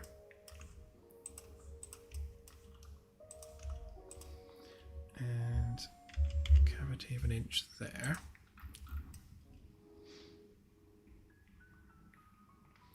Okay, and then we need to extend those by 2 centimeters all the way around, so they create that groove that the glass slots into, which I should have done actually before deleting those edges, but I guess we can use, yeah, we can use this one actually. We'll borrow that one.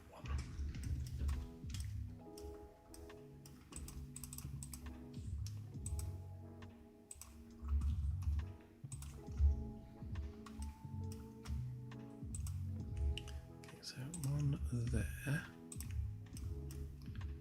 one there, one there, and one there.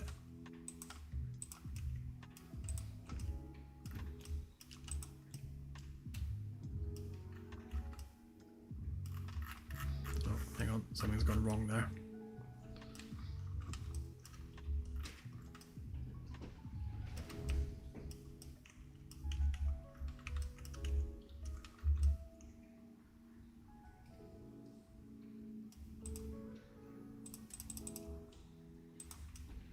Let's try that again.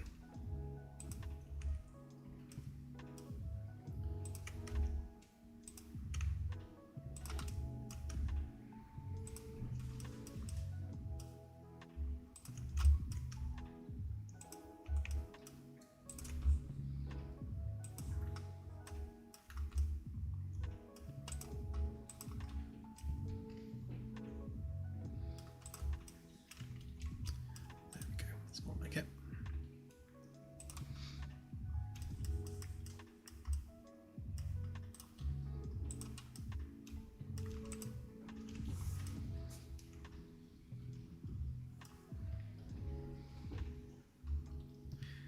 Okay, and then that can go.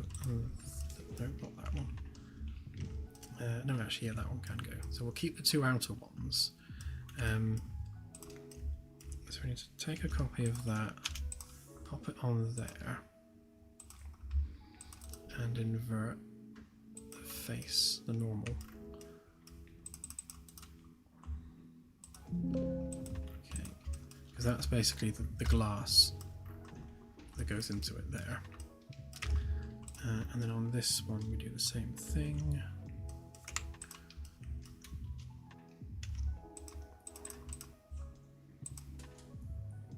Paste that in there. Then reverse the face, so they're facing outward. And then that and that. Get both grouped together. And we can extract them from there. Paste them separately. And we can explode the inner layers and then make them glass.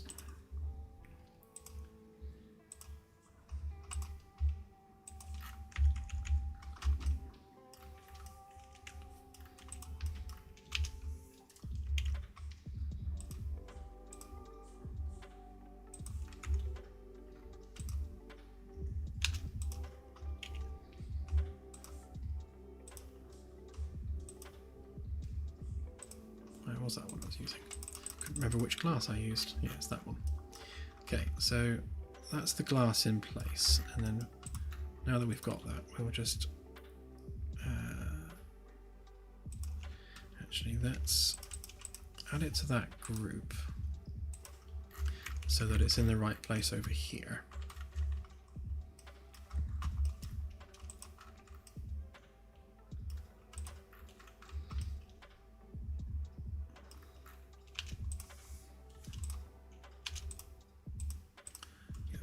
take it out there and then pop it back in place so it's in the right place at least.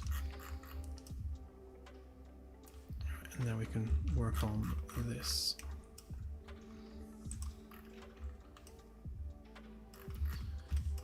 So we don't need that one.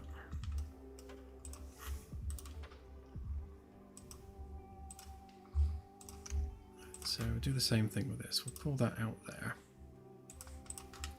And then we'll add it to that layer there. So that should now be in place over there.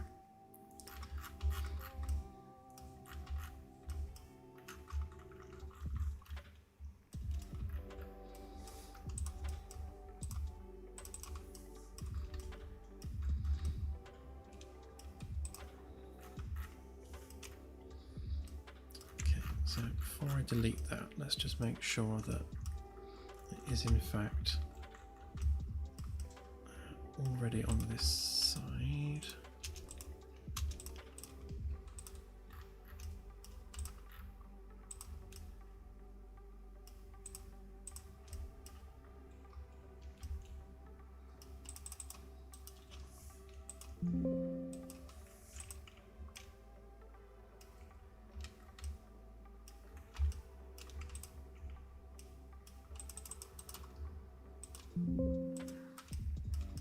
There we go. It just removes any superfluous inner faces.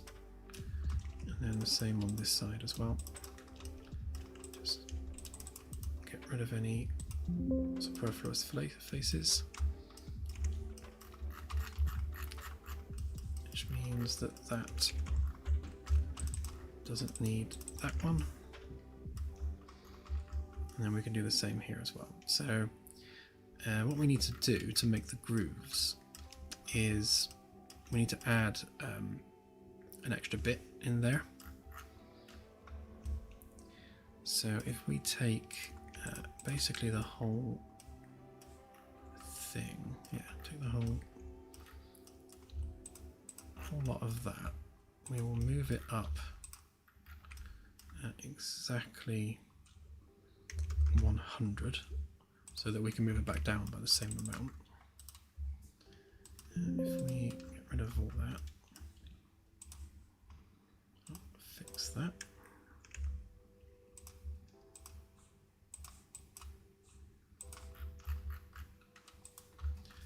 Right, so if we make that 0.5 centimeter smaller, and then we copy that down the 100 centimeters that we copied it up, and that creates our inner face within there. And then we can just intersect that with all of it and get rid of the bits that we don't want. So we don't want that, we don't want that, we don't want that. Same on this side, we don't want that edge, or that edge, or that edge. And now we've got our nice geometry. Get rid of the faces that we don't want.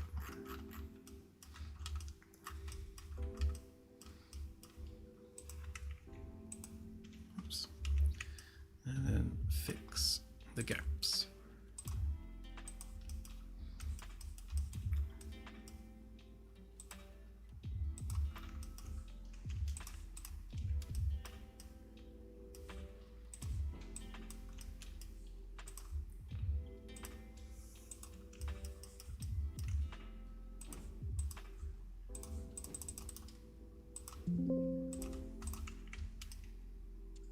Okay, there we go. So that should be all the internal geometry there.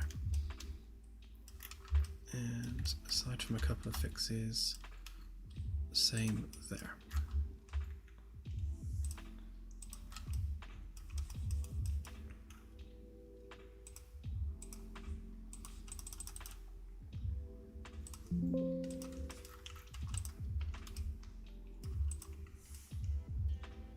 Okay, and on the inner edges, I always give it a bit of that,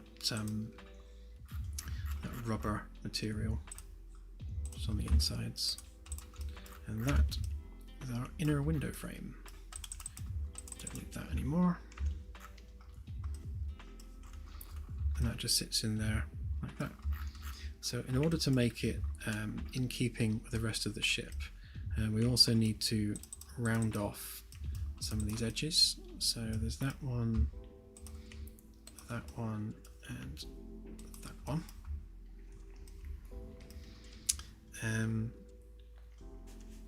So I was doing like a wedge, but a wedge with slightly rounded edges. And I cannot for the life of me remember just how wide we were making that wedge. I don't think it was as big as 0.5.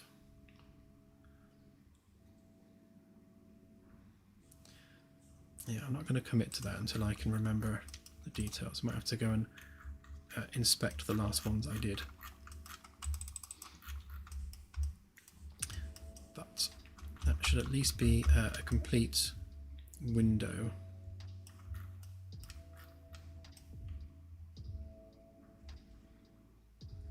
Yeah, and then we need to move these in accordance with the other ones we've done. So that needs to move that way and line up with that one there.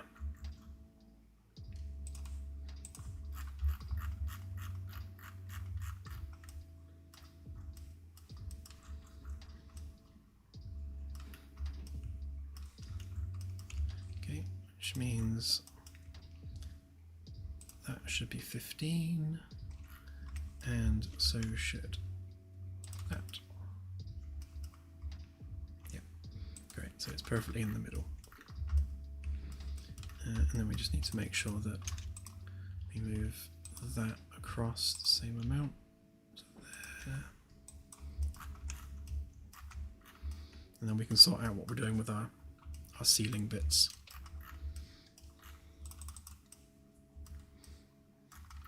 Great, so there's our bathroom porthole.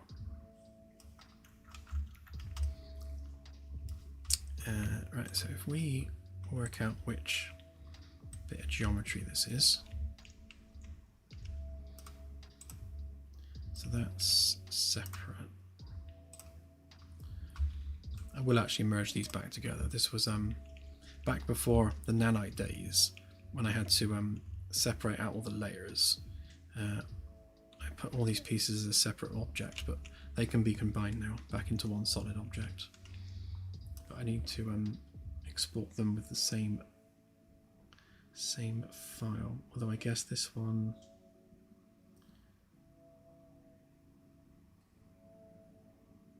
yeah, let's grab both of those a minute. What have we got here? So that's all one solid mesh, which includes these missing door frames. Okay, so which one are you?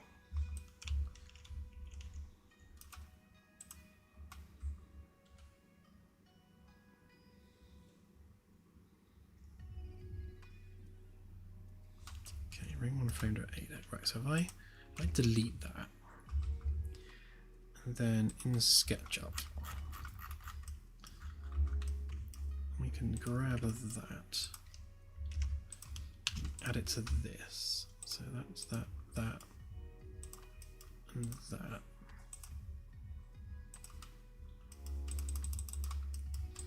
And then we can export the whole thing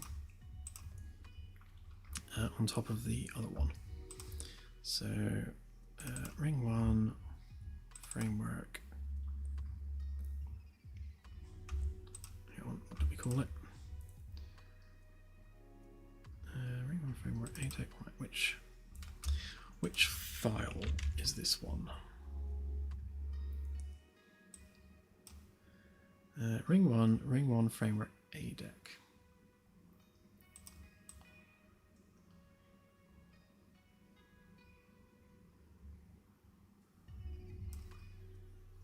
Oh, it's using the object file. Alright, we'll save this as a new one. So Magellan, Ring 1 framework. So all this actually is ADEC framework walls.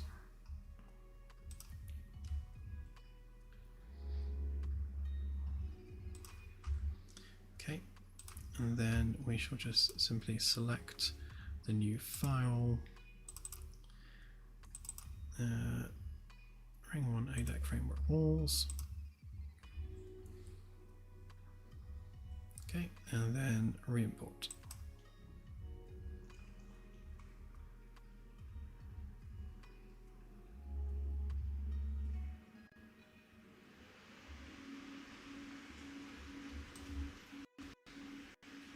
Okay, and there we go. There's our new porthole. And thankfully, fixed door frames as well. Because I forgot I'd fixed those door frames before and had neglected to re-import them. Yeah, and what we can do with this one as well is we can sort these normals out. Because it's all one material, so it can't get itself confused. Make sure it's just the static mesh we're on. Right, can I remember where it is on the new version? Balls, there it is.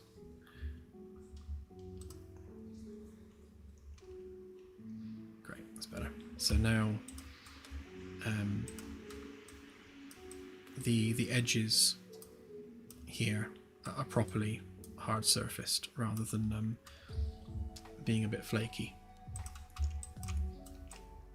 So you can see the difference actually between the old mesh, which is this one, which is obviously trash, and then the new one, which has much nicer edges to it. So we've got that kind of chamfered edge, which picks up the light a lot nicer, and this is that kind of diagonal with rounded edges. So we'll use the same width and the same edging on that on here, so that it all matches. And we need to do the inner edge as well to match the outer, so that this side matches this one. I think the last one I did was this one for all of it. Yeah, you can see it a bit better here, where the edge picks up the light better. Just helps sell it and make it a little bit more real looking.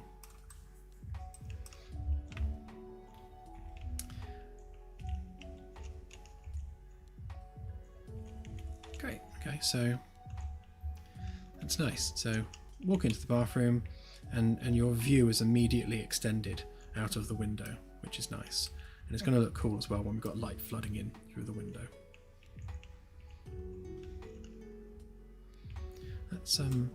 Let's give that a quick play test and make sure that we can actually see out that window properly. I went to grab my water and picked up a bottle of Jack Daniels instead. Chuck. That wouldn't make for a fun stream.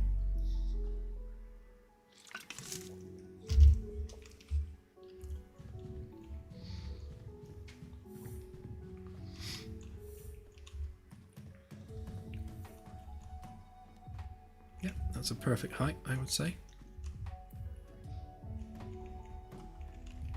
And already we've got the sun coming in onto there, which is nice.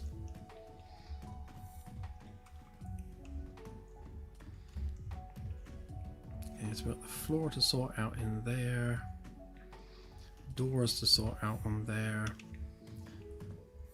grooves down there. Obviously we need to put the glass in the window properly. And then once we've done like all the edge chamfering properly on this, then this will be picking up the light a lot nicer as it comes in, because you'll get those nice corner and edge reflections going through there. And obviously with the glass in as well, that'll make a difference. Okay, well, I think we're getting somewhere. It's to be honest, given the size of the room, it's a much bigger bathroom than I thought it would be. There's definitely more than enough room in here. I mean, it's perfectly, you know, generous size-wise. So it's a good height for the window. Obviously, the mirrors will be exactly the same height as the windows, so I think that's good. And then you can see people going to the bathroom. Perfect.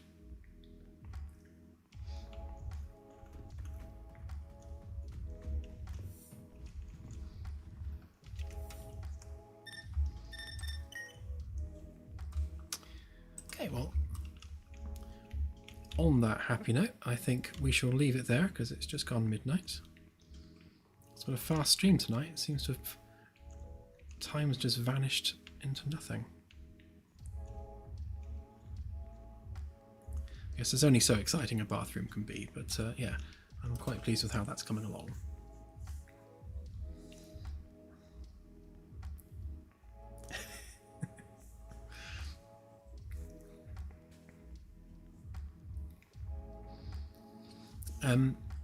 Yeah, so game-wise, just to cover this before I go, yeah, so the NPCs will enter a bathroom, the door will close, and, you know, they'll just sit there twiddling their thumbs for a timer, and then they'll get up, the door will open, they'll wash their hands and leave. So they'll just go through the motions, literally. As the player, similar thing, we'll do some kind of animation where you just sit on the toilet and the door closes, maybe something like that. Yeah, we'll do it tastefully. That's the, I guess that's the priority here, is doing it tastefully, and not making it too comical. Although I think there's definitely room for comedy in there. Maybe the odd noise or two when an NPC is in the bathroom could be funny. Totally, especially if it's like completely random and like only 10% of the time. That could be quite funny. But yeah, we'll see. We'll keep fleshing it out as we go. And yes, I agree. It needs to be more wood for sure. Okay, everyone, that's me done for the night. So I wish you all a happy rest of the week, and I shall see you on, what day is it? Wednesday. So yes, I shall see you on Friday for more of the same. And just as a point of note, between now and the demo update going live, I'm only going to do either modelling or the Caravella on stream, so that we can stop this kind of feature creep cycle that I seem to have gotten myself into.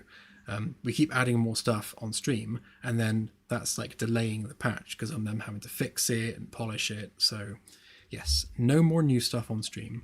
I will just do modelling and stuff that's not going to affect anything else. And with that said, again, I shall wish you a happy week, and I shall see you on Friday. Bye for now.